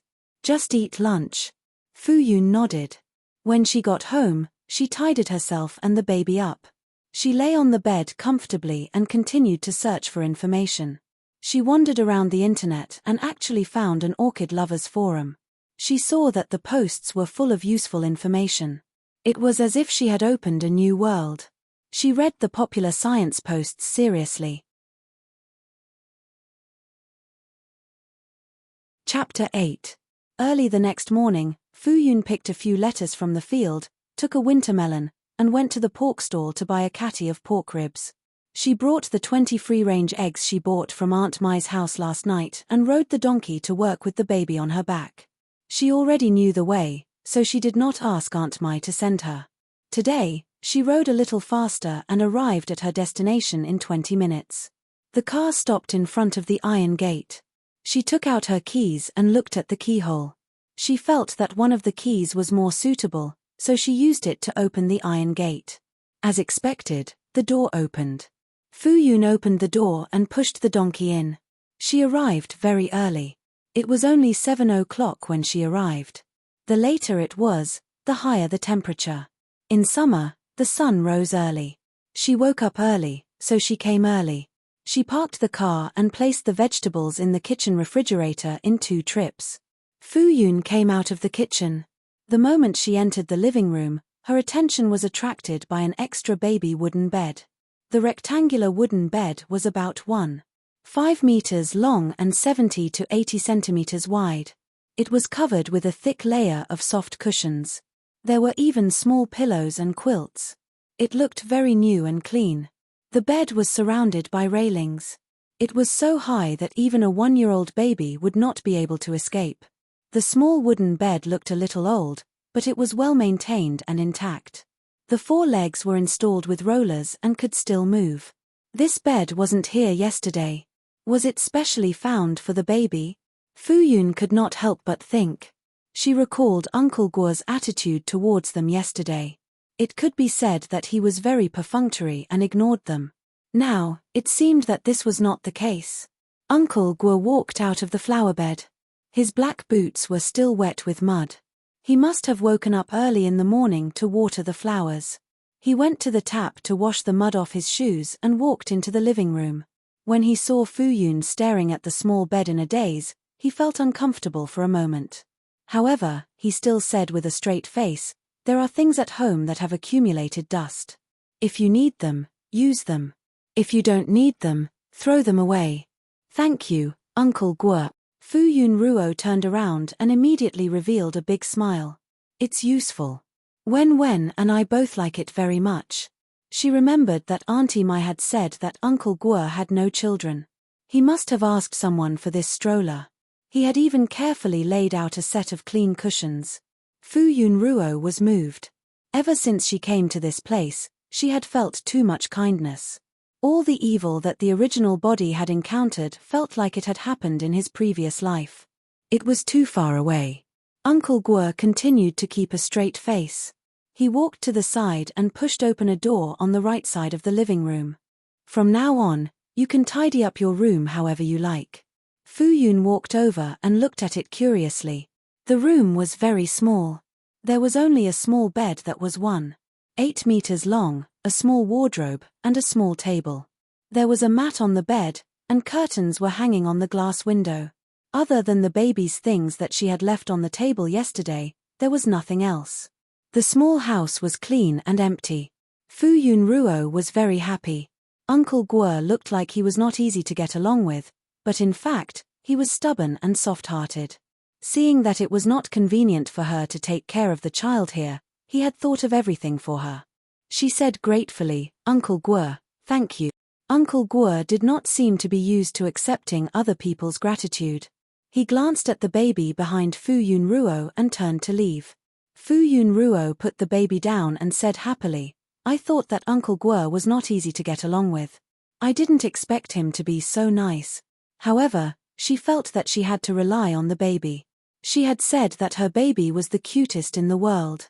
How could anyone not like the baby? Fu Yunruo finished laughing and placed the baby on the bed. Then, she packed up the baby's things and prepared to tidy them up. Kai Wen stretched his limbs and felt very surprised. Yesterday, when he saw the old man's attitude towards him, he thought that he did not like him.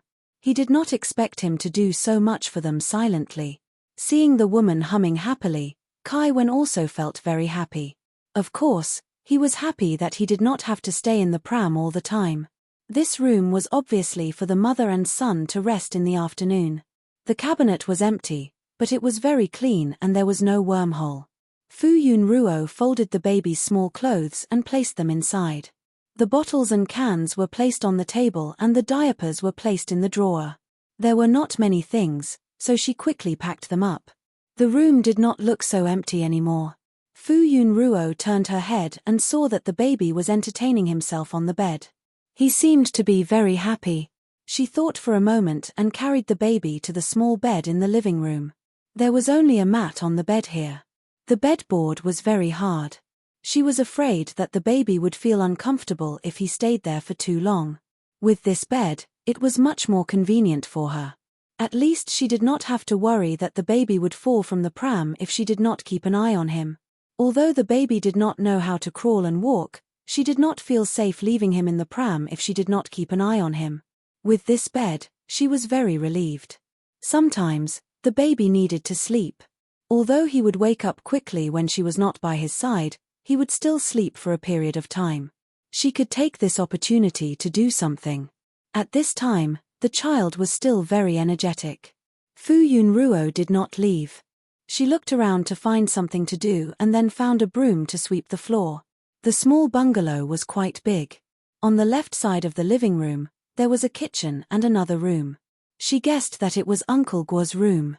On the right side, there were 2 rooms. One was temporarily used by her, and the other was ajar. There were a lot of miscellaneous things inside. For example, shovels, hose, fertilizers, and other miscellaneous things. She had 3 keys in her hand. One was for the main door, one should be for the small room that she was using now, and the other one was for the main door of the house. Outside the kitchen, there were 2 small rooms for the bathroom and toilet. On the other side, there was an iron staircase that led to the roof. She went up to take a few glances. The roof was filled with potted plants.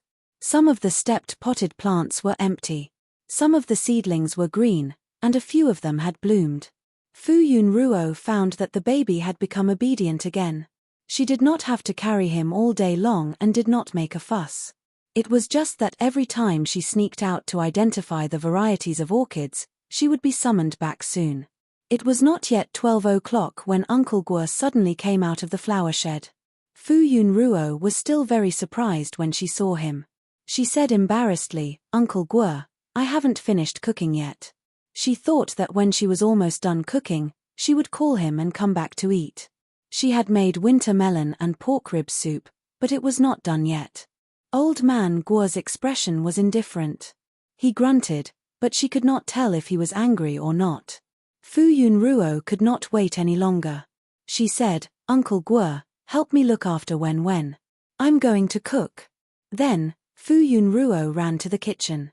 Kai Wen, who was lying on the small bed, looked at old man Guo with wide eyes. Thinking that he had specially gotten this small bed and even gave them a room to live in, he revealed an innocent smile. Yeah. Kai Wen was a person who knew how to be grateful. He always remembered the kindness that others had shown him. He was a person who could distinguish between kindness and hatred. Old man Guo stood by the small bed and watched. He did not say a word and there was no smile on his face. If he was not sure that he liked him, Kai Wen would have thought that he did not like children. Usually, when children saw such a strange old man, they would probably be scared to the point of crying, right? Kai Wen accepted his kindness, so he naturally would not be scared. He waved his fat hands and feet to express that he did not mind being hugged. After Fu Yunruo entered the kitchen and saw that the pork rib soup was almost done, she quickly stir-fried some lettuce and brought it to the table. She set the bowls and chopsticks and went to the living room to call for someone. What she saw was her son dancing excitedly on the small bed. Uncle Guo, who was standing at the side, was very stiff, as if he was at a loss. Fu Yunruo could not help but laugh. She walked forward and picked up the baby. Wen likes Uncle Guo very much. She gently waved the baby's little chubby hand. Isn't that right, Wen? Ah, ah. The baby made two sounds as if he was responding. Fu Yunruo's eyes curved. Uncle Guo, it's time to eat. Old man Guo did not say anything. He snorted lightly and turned to the dining table. Fu Yunruo put the baby in the stroller and pushed the stroller to the dining table. Old man Guo did not say anything when he saw the pot of pork ribs soup. When it was time to get off work, he gave Fu Yunruo 1,000 yuan in cash and said that it was for this month's food expenses. He even said in a bad tone, lunch is included. I can afford it. Fu Yunruo accepted it good-naturedly. She thought for a while and asked, Uncle Guo, can I come later tomorrow? Fu Yunruo was a little embarrassed to postpone work after only 2 days of work. In fact, Uncle Guo did not specify the working hours. She did not think it was a big deal if she came early, but she had to tell him if she came late. I want to go to town tomorrow to buy something. Uncle Guo said lightly, up to you.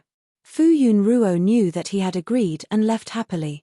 Fu Yunruo went to town first and bought a small donkey. 2,000 yuan was a lot of money to her now. She felt a little pained to spend it, but it was necessary. She could not always use Aunt Mai's money.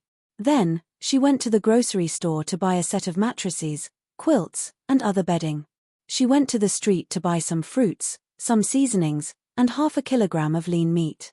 The prices in town were relatively low. 1,000 yuan was enough for lunch. Fu Yunruo decided that if she was free in the afternoon, she would also cook dinner.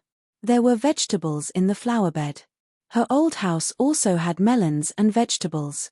She mainly bought seasonings, meat dishes, and fruits that were not available in the flower bed. It was good for the elderly to eat more fruits. Fu Yunruo was like a little hamster. She moved a little today and moved a little tomorrow. Soon, the small room was decorated warmly and comfortably. The kitchen was also full of things, and the refrigerator was full. When baby's territory in the living room had also increased. Other than the small moving bed, there was also a corner in the living room. It was covered with a floor mat and many toys for the baby to play with. Of course, this was not made by Fu Yunruo. The baby's things were all bought by Uncle Guo. Fu Yunruo could tell that Uncle Guo liked Wen very much. The way he expressed his love was to give her some small toys from time to time. Fu Yunruo wanted to say a few words, but he still insisted on doing it.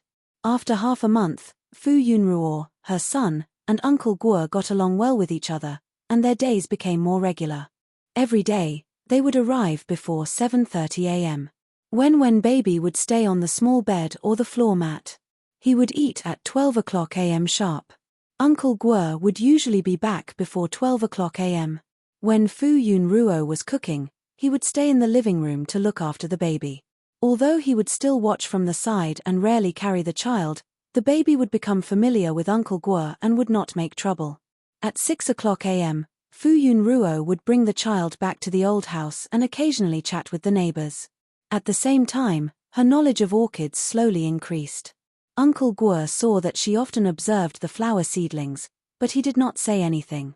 It was as if he had completely forgotten that he had once said that she was not allowed to touch the flowers without his permission. Fu Yunruo took an inch and wanted a mile and slowly studied it. On this day, she fiddled with an orchid plant and felt that this orchid plant was sick. After thinking for a while, she carried the potted plant and asked Uncle Guo. Uncle Guo, this orchid plant feels strange. Could there be a problem? Uncle Guo was a few meters away from her. He looked at the potted plant that Fu Yunruo carried over. He took it and observed it for a moment before returning it to Fu Yunruo. What's the problem? Hey, there was no problem. Then her judgment was wrong. Fu Yunruo blushed. It's good that there's no problem. Old man Guo glanced at her. What do you think is the problem? Fu Yunruo blushed and said, I just felt that the color of the leaves changed, so I thought there was a problem. Recently, she had been observing these potted plants often. It was not her first day studying this potted plant, but she felt that it had changed a little. It was indeed an illusion.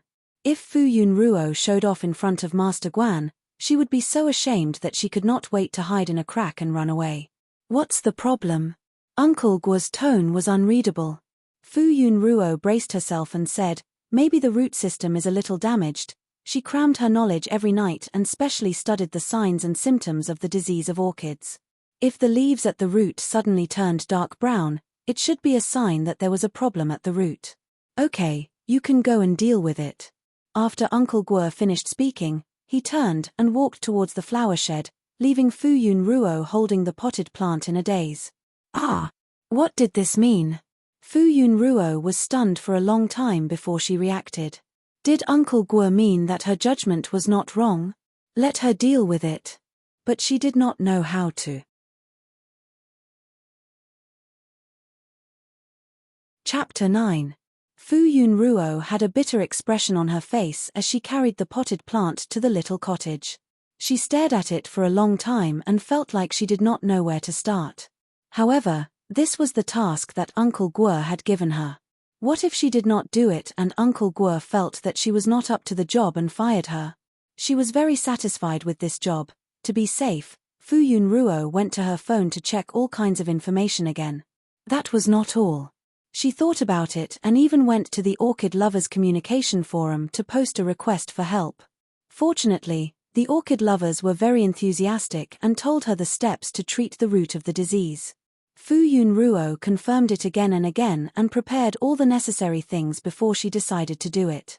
She carefully removed the plant from the pot, shook off the soil on the root system, and then found the root of the disease. Sure enough, there was a little rotten root system. Fortunately, it was found in time, and it was only a little. After she cut it out and confirmed that there was no problem, she disinfected it and transplanted it into a new pot. After everything was done, she heaved a sigh of relief and wiped her sweat. Next, she would see the effect. She hoped that everything would go smoothly. For the next 5 days, Fu Yunruo focused all her attention on this potted plant. After seeing that the orchids had obviously improved, she handed it to Uncle Guo to check the results. After Uncle Guo checked it, he was very satisfied. It was rare for him to nod his head and give her an affirmation. He even gave her a smile. Not bad. Fu Yunruo was flattered. She had been here for so long, but this was the first time she had received a smile from Uncle Guo. He even praised her. Fu Yunruo's mood at this moment was like when she was young and was praised by the teacher in school. She was so happy that she almost flew.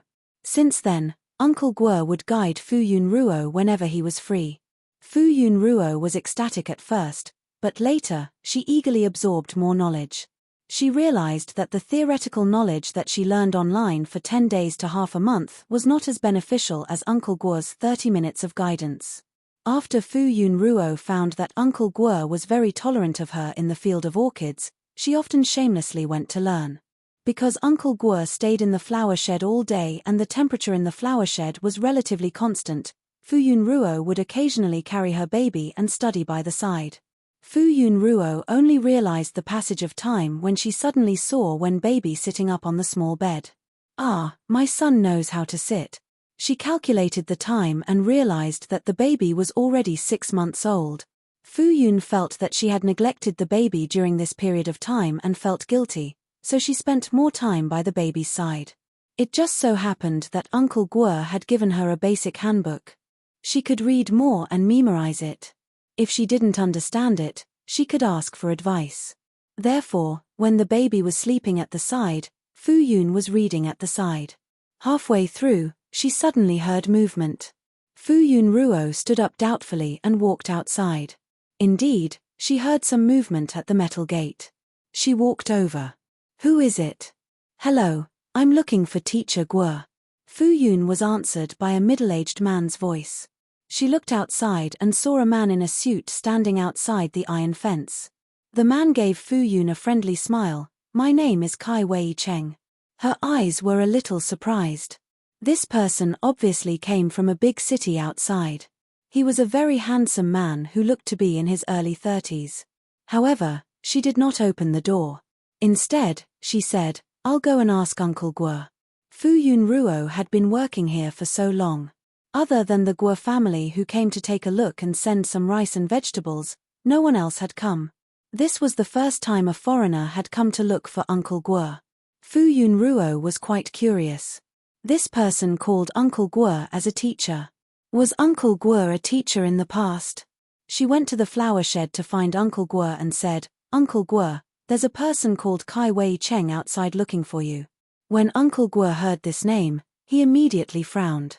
What is he doing here? He was obviously in a bad mood. Fu Yun Ruo leaned on the door and asked, Do you want him to come in? Uncle Guo said impatiently, Let him in. Let him stay by himself. Hurry up and send him away. Fu Yun Ruo understood what he meant. Then I'll go and open the door. Remember to come over. Fu Yun Ruo hurriedly ran to open the door. Sorry for the wait. That person had been waiting outside the door. When he heard Fu Yun Ruo's words, he said, I took the liberty to disturb you.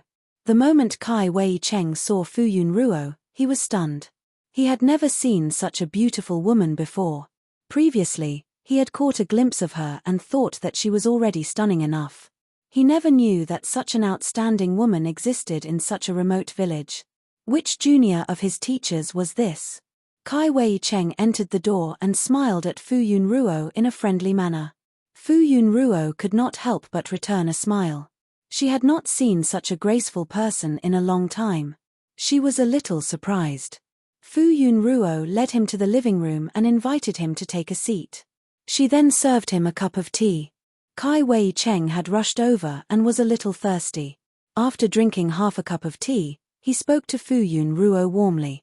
I didn't see you the last time I came over. Are you teacher's niece? No, I'm not. Fu Yun Ruo waved her hand. I'm here to work. My name is Yun Ruo. She introduced herself and then asked curiously, Mr. Kai, are you Uncle Guo's student? Yes, he was my teacher when I was in university. He could not help but laugh when he said that. But as far as I know, Uncle Guo went back to his hometown 20 years ago. You're only around 30 years old. Could it be that this person went to university when he was 10 years old? Fu Yun Ruo's eyes were filled with suspicion. Kai Wei Cheng could not help but laugh. I'm already 40 years old, young lady. Fu Yun Ruo. She really could not tell that he took such good care of himself. I'm sorry. Fu Yun Ruo was embarrassed by her own suspicion. It's okay. I'm very happy that you praised me for being young. Kai Wei Cheng did not mind at all. According to age, you should call me uncle. But since you call teacher uncle, then I'll be thick-skinned and call you brother Kai since we're of the same generation. Brother Kai. Fu Yun Ruo called out and then explained, Uncle Guo is in the flower shed. He'll be here soon. Kai Wei Cheng nodded. He did not mind being neglected at all. He understood his teacher's temper very well. He calmly chatted with Fu Yun Ruo. After talking for a while, his occupational habit kicked in and he could not help but ask, Yun Ruo, have you ever thought of entering the entertainment industry? Ah! Fu Yun Ruo did not react for a moment. To be honest, your appearance is very good. If you enter the entertainment industry, you'll definitely be very popular. If there's a chance, you'll definitely soar to the sky. But I don't know anything. You can learn if you don't know anything.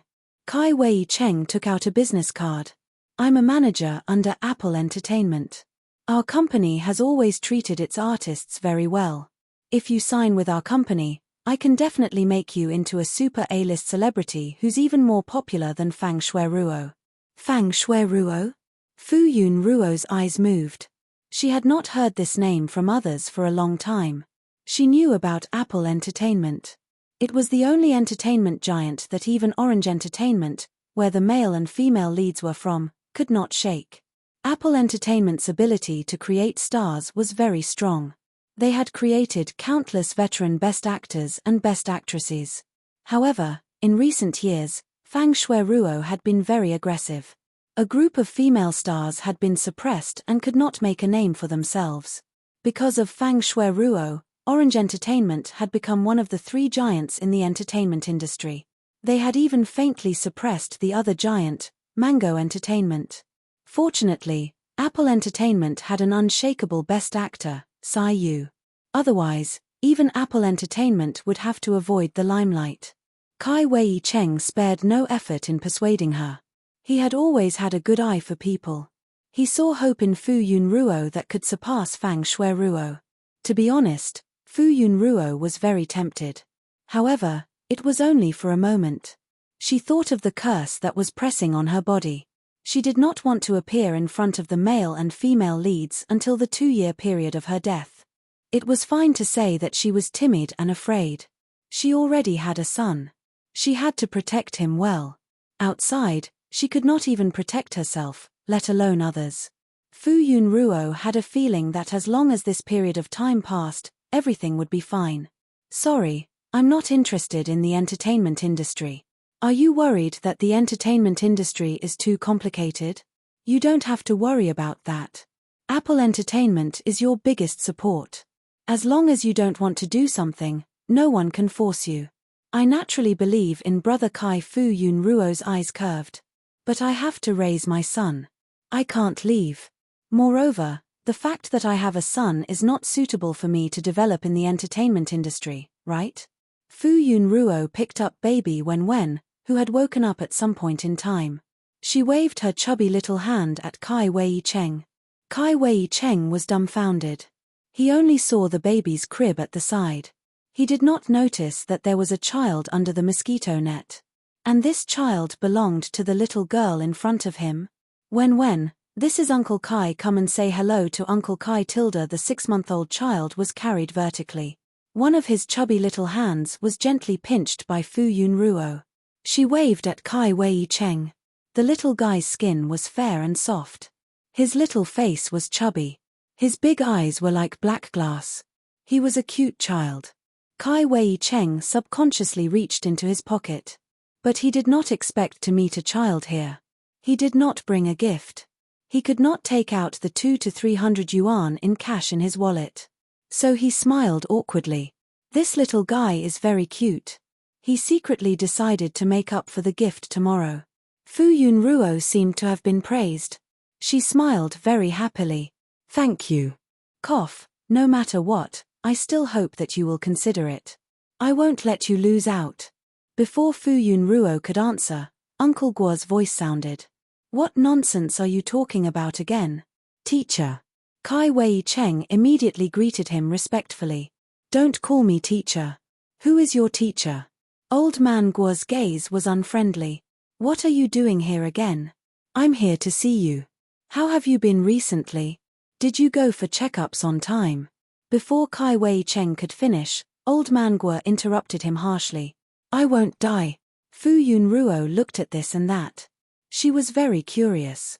Kai Wei Cheng's tone was helpless. No matter what, you have to take care of your body. I'm here this time to bring you to the city for a checkup. No matter what, the medical equipment in the city is more advanced. Old man Guo did not appreciate it at all. You're not here just for this, right? Kai Wei Cheng smiled bitterly. I really can't hide it from you. I want to buy a pot of orchids. Old man Guo flatly refused. Not for sale. Kai Wei Cheng said, Teacher, listen to me first. This time, the employer is willing to pay 10 times the price. You have to spend money to maintain the operation of this flower garden. The price you sell one pot of orchids is equivalent to selling 8 or 10 pots. You won't lose out. Old man Guo's tone was sarcastic. Sell it to your employer and then destroy the orchids that I painstakingly cultivated. Kai Wei Cheng. This, he had nothing to say. Old man Guo started to chase him away. Not for sale means not for sale. Get out, get out. Kai Wei Cheng could only walk out as he said, then it settled. I'll take you to the city hospital tomorrow. Kai Wei Cheng had already been chased away. Fu Yunruo could only vaguely hear some voices behind him. In the end, she could not hear anything at all. When Uncle Guo came back, he was still cursing. Bastard. Fu Yunruo looked at the business card in her hand. She hesitated for a moment before putting it away. Kai Wenruo was stunned. He was immersed in his own thoughts. He did not expect to see a woman talking and laughing with a man when he woke up today. What made him feel like he was struck by lightning was that this person's surname was Kai. Kai was his surname in the future. Was there a connection? The director of the orphanage had the surname Kai. He had always thought that he followed the director's surname. Maybe that was not the case. This person was also an agent of Apple Entertainment. Kai Wei Cheng? He remembered that this man would completely disappear from the entertainment industry in 5 years because he offended Fang Shueruo and was exposed to drug abuse. He remembered because this man was his manager's idol, and he had always told him that his idol had been framed. Was this man the woman's final choice? Fu Yunruo did not know about her son's fluctuating thoughts. She returned home. When it was bedtime, she was still thinking absent-mindedly as she coaxed the baby to sleep. Ever since she had a job, she did not pay attention to the entertainment industry and the big family. Now that she suddenly mentioned it again and even met someone from the entertainment industry, she thought a lot. However, it was useless to think too much. It was safer to stay here. She could not enter the entertainment industry at this stage. The entertainment industry was now the world of the male and female leads. Wouldn't she be digging her own grave if she entered it? Unless she found the backing of the only person who could make them avoid the limelight, Sai Yu. However, even if she signed with Apple Entertainment, there was no guarantee that the big actor from the same company would protect a small fry like her. How could an invisible person like her find a backing? Why would he notice an invisible person like her? Forget about it. Fu Yunruo suddenly thought that if she did not enter the entertainment industry, she could try live streaming. Perhaps it was because this world was based on the entertainment industry. The entertainment industry was very developed, and live streaming was a very popular industry.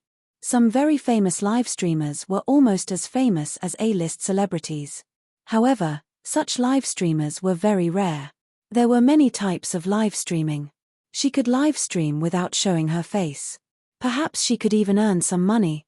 This was very suitable for her now. A salary of 1,000 yuan was not enough to save money. If she had a small illness or disaster, she would not even be able to pay for the medical bills, earn money. Fu Yunruo was shamelessly tempted. However, the content of the live stream was a problem.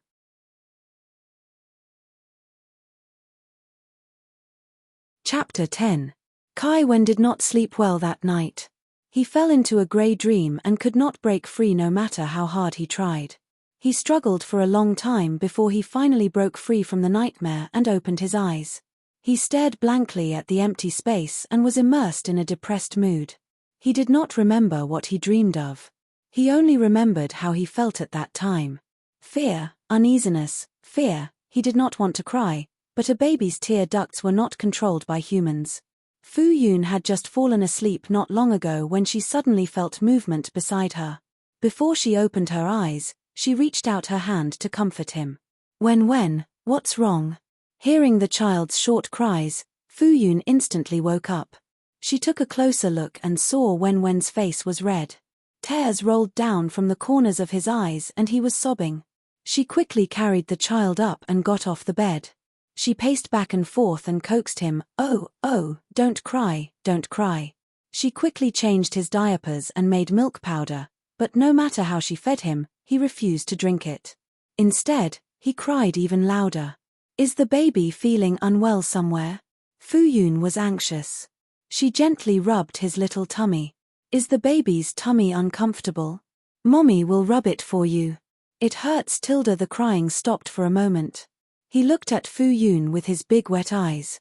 She had just heaved a sigh of relief when the next moment, a shocking cry sounded.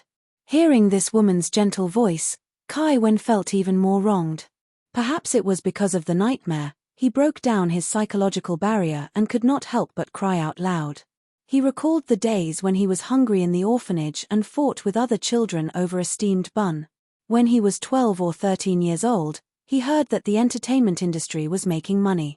He ran to the film studio to be a low-level actor and was bullied because he was young and had no background. Since she was destined to abandon him, why was she so good to him? Why was she so good to him? Why was she so good to him? Why was she so reluctant to leave him? If you don't want me, I don't want you either. If you don't want me, I don't want you either. Kai Wen's cries were heart-wrenching. Her small hands tightly grasped Fu Yun Ruo's hair and refused to let go. Her tear-stained face was bright red, and her childish cries turned from loud to hoarse. Fu Yun tried to coax him for a long time, but to no avail. When she heard her son's cries, her nose turned sour and tears streamed down her face. Baby, don't cry. Mummy is here.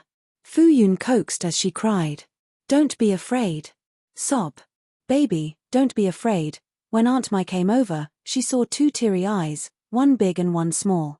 Wen's baby had been very quiet and obedient ever since he was born. He rarely cried, so when Aunt Mai saw that Fu Yun could be brought over alone, she would only occasionally lend a hand. Aunt Mai was also shocked by the sudden crying in the middle of the night and faintly heard it. She quickly got up to check on the situation. Aunt Mai. Sob. The baby is crying. What should we do? Fu Yun looked helpless and asked for help. What should we do? Sob, it's okay. Let me take a look. It's normal for children to cry in the middle of the night. Don't panic. Aunt Mai wanted to carry the child over to take a look, but she did not expect that the moment she did so, the baby would cry even louder. Afraid that the baby would cry until his throat was damaged, Aunt Mai could only instruct from the side, Ruo, change your posture and carry him like this. Oh. Fu Yun Ruo had a backbone and quickly adjusted her posture according to Aunt Mai's instructions. She carried the baby vertically and pressed his small body tightly against her. Hu Fe, you won't be scared. Aunt Mai stroked her back and gently comforted her. Fu Yun Ruo quickly copied her. Hu Fe, you won't be scared. Mummy is here. Baby, don't be afraid. Fu Yun Ruo stopped crying and paced back and forth while carefully comforting her. She did not know if it was effective, but not long after, when Wen's cries gradually stopped. Her small throat was still sobbing, and there were still tears hanging from her eyelashes. Fu Yun Ruo touched her small face. It was ice cold. Come and wipe Wen's face for her. While Fu Yun Ruo was comforting the baby, Aunt Mai did not stay idle. She filled a basin with clean hot water, washed a small towel, and handed it to Fu Yun Ruo. Fu Yun Ruo wiped Wen's face and neck, and she also wiped her small hands. She touched the baby's back. The little guy was sweating from crying, so she quickly wiped her body and changed into a small set of clothes. Come and drink some water. Aunt Mai handed over a small milk bottle in time. There was some warm water that was just right for the baby to drink. Fu Yun Ruo put the pacifier in the baby's mouth, and he was willing to drink it now. His red and soft little mouth gurgled, and his eyes, which had been washed by tears, were even more clear. He held the milk bottle with one hand, and the other hand was tightly holding the ends of Fu Yun Ruo's hair. Her heart was about to melt. When baby gurgled, and his eyelids slowly closed. After a while, he stopped moving. Fu Yun Ruo waited for a while before she took the milk bottle away. She leaned over to give the baby a kiss, and then carefully lay down beside the baby. Aunt Mai poured away the water in the basin, tidied up the things, and then said softly, I'll go back first. Fu Yun Ruo turned her head and said softly to her, Aunt Mai, why don't you sleep with us?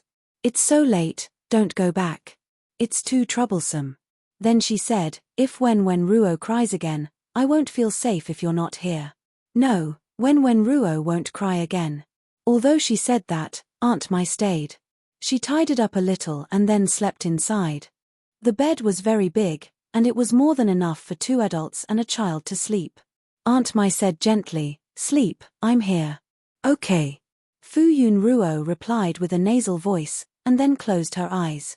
However, she did not feel sleepy for a while. From the time the baby was born until now, this was the first time Fu Yunruo saw the baby crying hysterically. She was very concerned and sad. Wen rarely cried. Even if there was a period of time when she liked to make trouble, she did not cry. Occasionally, she would cry, but it was just a symbolic cry and she would stop crying after a while. It was unlike tonight, when her crying made her heart ache. She was worried about it, so she did not sleep well for the rest of the night. When she suddenly woke up, Aunt Mai was no longer in bed. She lay down for a while, but her mind was still not clear. For a moment, she did not know what time it was. She heard a slight movement outside. Just as she was about to get up, a tuft of her hair was still in Wen's hand. Wen slept with her limbs spread out. Her little chubby hands were clenched tightly, and she was even snoring. She touched Wen's little face. It was normal body temperature, and her mood was slightly relieved. After thinking about it, she continued to lie down. But soon, there was movement beside her. Fu Yunruo looked up and saw Wen's eyelids moving. She blinked her eyes and quickly focused. "Ah," he looked at Fu Yunruo. Her little voice was soft and tender, and it was not affected by last night's crying at all. Fu Yunruo lowered her head and rubbed his little face. "Little rascal Tilda RDA. Kai Wen danced and said something that no one could understand. Perhaps it was because he had vented last night, but Kai Wen's mood was much better. He was much more indifferent to the fact that he would be abandoned in the end, and he was no longer depressed. He thought that since he had memories, he had already remembered the name of this woman's house. Even if he was abandoned in the future, he could still run back. When he grew up and earned a lot of money, he would throw a lot of money in front of her and let her cry bitterly and repent for abandoning him back then. At that time, the choice and initiative would be in his hands. Fu Yunruo did not know what her son was thinking. She saw that the baby was very energetic, so she carried the baby and walked out of the room. Aunt Mai was in the kitchen. When she saw Fu Yunruo and her son coming out, she smiled and said, Ruo, I've made breakfast. Remember to eat when you get up." "Okay, thank you, Aunt Mai." Fu Yunruo smiled. She had also cried for a long time last night. At this moment, her eyes were still a little red and swollen, and she looked very delicate. "Come, let me carry Wen." Aunt Mai carefully took it. Seeing that he did not reject it this time, her face immediately bloomed into a smile. "You little sweetheart." Fu Yunruo went to wash up. Aunt Mai smiled and helped Wen wash up. Fu Yunruo looked at the breakfast Aunt Mai made. She had made a pot of soft and fragrant millet porridge. She took out 2 bowls and held them out. "Aunt Mai, come and eat." Fu Yunruo went into the room to feed the baby. After she was full, the millet porridge was almost dry. She placed the baby in the stroller and watched from the side. Then, she spoke to Aunt Mai. "Aunt Mai, why is Wen crying so hard?" She still could not let go. "He's not hungry, nor is he feeling unwell. This is very normal. Other than feeling unwell, children will also cry when they are shocked. In my opinion, Wen was shocked, causing him to feel insecure. Children don't know how to speak, so he cried." "Shocked?" Fu Yunruo blinked. "Did Wen have a nightmare? Maybe. Let's see if he'll be like this tonight. If he still cries, I'll help you take a look." "Okay, sorry to trouble you, Aunt Mai. Are you going to the flower garden today?" "Yes." Fu Yunruo hesitated for a moment. Yesterday, Brother Kai said that he was going to bring Uncle Guo for a physical examination. She still did not know the situation. She could not leave the flower garden alone. Fu Yunruo confirmed, "Is Wen all right?" "He's fine. Don't worry." Only then did Fu Yunruo feel at ease. After breakfast, she bid farewell to Aunt Mai and rode her little donkey to work. When she and the baby arrived at the flower garden, Uncle Guo was still there. Kai Wei Cheng had also arrived early. He was still wearing a suit, but he was instructed by Uncle Guo to water the flowers, fertilize the fertilizer, and take care of the flowers and plants. Fu Yunruo looked at his orderly movements and was very surprised. Wasn't this a manager? He actually knew how to take care of the flowers and plants. Yunruo, you're here. Kai Wei Cheng smiled and greeted her. Fu Yunruo was prepared to put Wen on the small bed to help Kai Wei Cheng. She did not expect Wen to be unusually clingy to her today. Once she carried her and put her down, her small body was like soft noodles. Her two chubby little feet refused to touch the ground, and her small hands and feet touched her body softly. Fu Yunruo did not succeed in putting Wen down a few times, so she could only carry her and watch Kai Wei Cheng work not far away. Kai Wei Cheng suddenly thought of something. He put down the work he was doing and went out. When he came back, he was holding a small car. This is my greeting gift to Wen. I was in too much of a hurry yesterday, so I have to make it up to you today.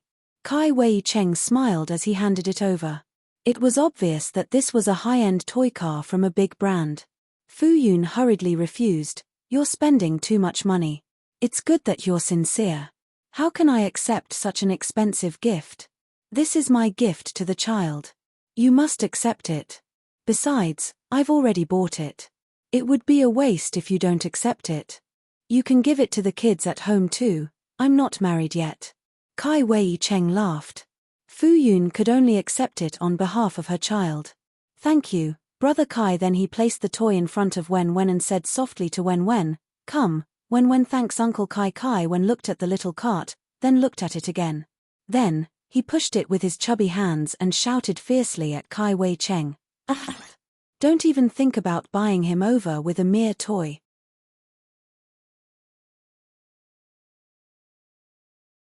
Chapter 11. Fu Yun had never expected that her obedient and sensible son would suddenly be so impolite.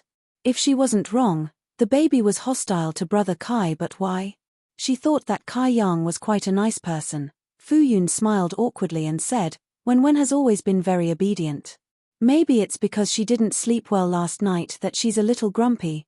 Children are very cute. Kai Wei Cheng actually didn't like children. He felt that children were mischievous and difficult to raise.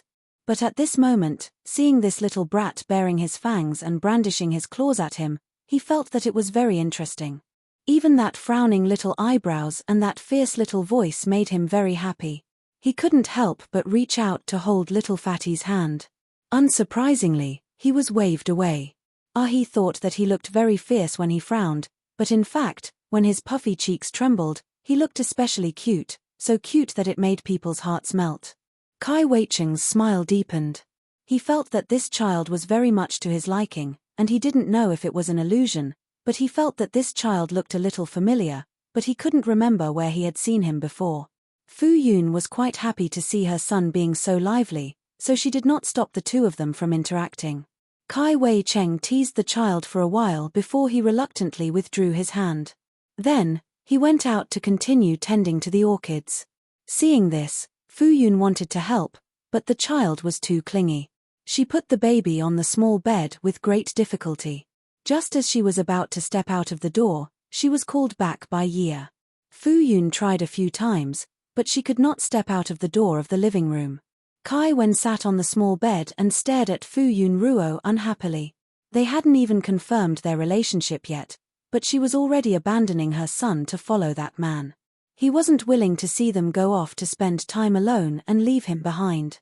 If Fu Yun knew her son's inner thoughts, she would definitely not know whether to laugh or cry. She really did not have those messy thoughts. Kai Wei Cheng was a good person, but she really did not have those thoughts. Moreover, he didn't seem to have any thoughts about her. She just felt that it was her job, and it wasn't right to let others do it for her. Fu Yunruo spent the entire morning around this little ancestor. At noon, she made a sumptuous lunch. She made a bowl of minced pork and egg soup for Wen. A 6-month-old baby could already be fed some supplementary food. Fu Yun specially learned a lot of nutritious baby meals and made different dishes for Wen. Ever since Wen was given supplementary food, he especially liked it. He liked it even more than milk. Basically, he was not willing to drink breast milk anymore. If Fu Yun thought about it, other people's babies might need a process to be weaned, and the babies would even cry and make a fuss. Her family did not have this worry at all. If Fu Yun had not heard from an experienced elder that the best time to wean a child was 8 months old, and the child was completely weaned between 1 year old and 1.5 weeks old, when Wen would have started weaning at 6 months old. During this period of time, she would occasionally feed him, but the frequency had decreased. She would only feed him once or twice a day. At noon, Kai Wei Cheng stayed for lunch. Uncle Guo's expression was still ugly, but he would pay attention to Kai Wei Cheng. Not long after lunch, Uncle Guo bluntly asked Kai Wei Cheng to go to work.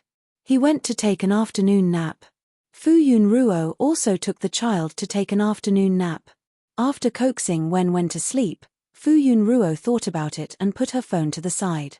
Then, she made a call with another phone. This was a method that she had thought of previously. Uncle Guo did not ask her to work at any time, but she was paid. It was not good to take care of the child and not do anything.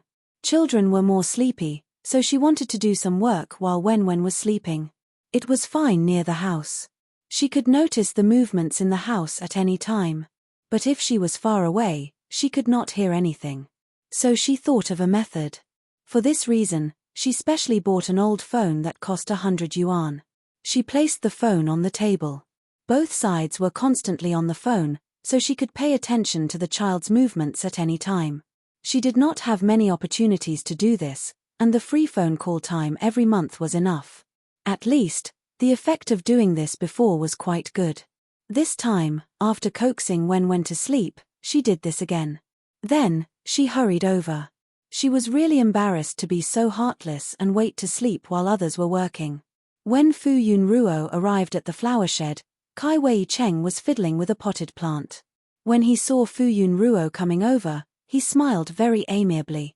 Fu Yun Ruo also took the tools over and looked for work to do. But after looking for a long time, it seemed that there was nothing for her to do. Currently, the only thing that needed to be done was the pot of orchids in front of Kai Wei Cheng. She said, "Brother Kai, why don't you rest for a while and let me do it?" "No need, I'm almost done." Fu Yun Ruo could only stand not far from Kai Wei Cheng and watch him trim the leaves of the orchids. She could not help but sigh. "Brother Kai, you know so much." Actually, she was quite embarrassed. Kai Wei Cheng had done all her work. "I majored in plant science in university. My teacher was my mentor," Kai Wei Cheng said with a smile. Fu Yun Ruo blinked her eyes in surprise and sighed. "Then your specialization is a little too big." A plant science major actually went to the entertainment industry to be an agent, and he seemed to be doing very well. "There's no other way. Although I majored in this major, I'm really not cut out for it, so I changed my profession." Kai Wei Cheng was a little helpless. One's situation was really unpredictable. Back then, he chose this major because he was interested in these things, but he really did not have the talent. Moreover, he was a layman. He wanted to earn more money and live a good life. He used to envy his teachers and classmates. Some of them specialized in cultivating rare herbs. Once they cultivated them, it was not a problem to become rich overnight. But the prerequisite was that they had to be patient enough to do research and cultivation. They also had to have the talent. From university to the 2 years after he graduated, he also immersed himself in cultivating rare orchids, but he did not have any achievements. He was so poor that he could only afford to eat instant noodles. Later on, he entered the entertainment industry. It was really a coincidence. He did not expect that he seemed to be quite suitable for this industry. The first time he brought a newcomer, he became popular. Later on, he took root in this industry. Fu Yun Ruo understood this very well. Just like many of her classmates in the past, they majored in this major, but many of them did not engage in this industry. Moreover, what they liked might not be able to make a living. There were very few people who could choose to engage in an industry that they liked. "Brother Kai, you are very suitable for the entertainment industry." Kai Wei Cheng smiled. "It's okay. I can barely make it." Then he said, "You are also very suitable for the entertainment industry." Have you considered the matter about entering the entertainment industry? Kai Wei Cheng said seriously, my judgment of people is rarely wrong. You have a very unique and beautiful face, and it's very easy for the audience to remember you. Your face has a wide range of acting roles, and it's suitable for any drama. You have a lot of natural advantages, and I can see the potential in you to become famous. Fu Yunruo could not help but touch her face. Was she really that good? In fact, her current facial features were similar to her previous life. It was just that her current appearance was the enhanced and refined version. The original owner of this body had been wearing heavy makeup since junior high school. The heavy makeup and big red lips made her look very aggressive. Ever since she came to this world, she did not touch any makeup. At most, she would use some moisturizing cream. She even used the same moisturizing cream as the baby. Now, she could be considered a natural carving. Anyway, she felt that she looked better without makeup than with heavy makeup. In fact, the original owner of this body had appeared in public before.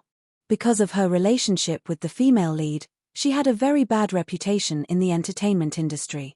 She believed that Kai Wei Cheng must have heard of her before.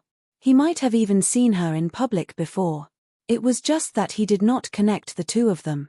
As for the acting skills that you are worried about, the company has a professional teacher. You don't have to worry about it at all. Yunruo's existence was already half popular.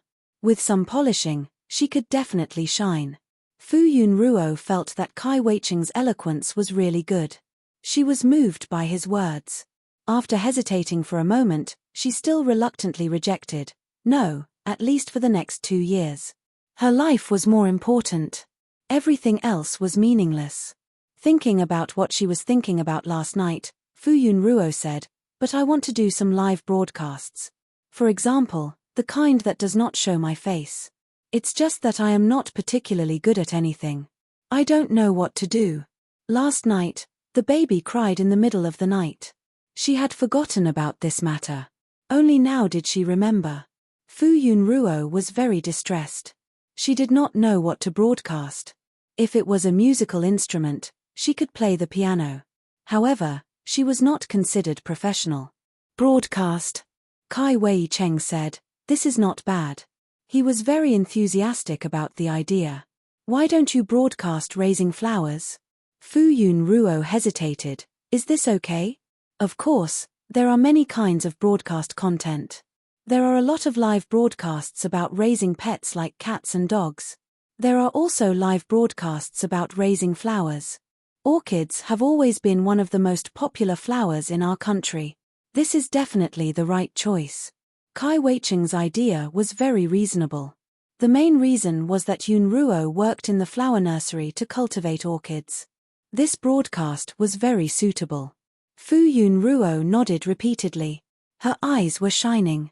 Professionals were indeed different. What he said was very reasonable. If you want to do a broadcast, choose Panda Broadcasting. I know this broadcasting company. The contract is relatively fair. Moreover, I know the person in charge. Kai Wei Cheng thought that although live broadcasting and the entertainment industry were two different industries, they were actually inseparable. There were many people who went to the entertainment industry after becoming popular through live broadcasting. It was also common for celebrities in the entertainment industry to maintain their popularity through live broadcasting. Yunruo going to do a broadcast was also considered to have one foot in the entertainment industry. He could not let such a good seedling be picked up by others. Panda Broadcasting and Apple Entertainment were subsidiary companies of the same company. In the future, Yunruo could develop wherever she wanted. Fu Yunruo nodded very seriously. I will consider it carefully. Kai Wei Cheng knew that going too far was as bad as falling short. He did not continue to be entangled in this topic. Instead, he naturally changed the topic. I will bring the teacher to the city tonight. I might not be back until the day after tomorrow. I will leave this place to you. This is what I should do. Fu Yunruo agreed readily. Then, she asked with concern, is there any problem with Uncle Guo's health? It's not a big deal. It's just that he is getting old and needs to do more checkups. Okay. Fu Yunruo was relieved. You know, the teacher's temper is a little stubborn. Fu Yunruo understood and said, "Don't worry. I will ask Uncle Guo if there is anything I need to tell him later." "Sorry to trouble you." "It's no trouble." Fu Yunruo did not care. This was originally her job scope. You're tuning in to the Dreamy Chapters YouTube channel. We're so grateful for your support, and don't forget to subscribe to join us on this incredible journey through captivating stories. Your generosity through donations truly makes a world of difference, as it's the primary source of revenue that allows me to expand and enhance this channel for you. Thank you from the bottom of my heart for being a part of this adventure.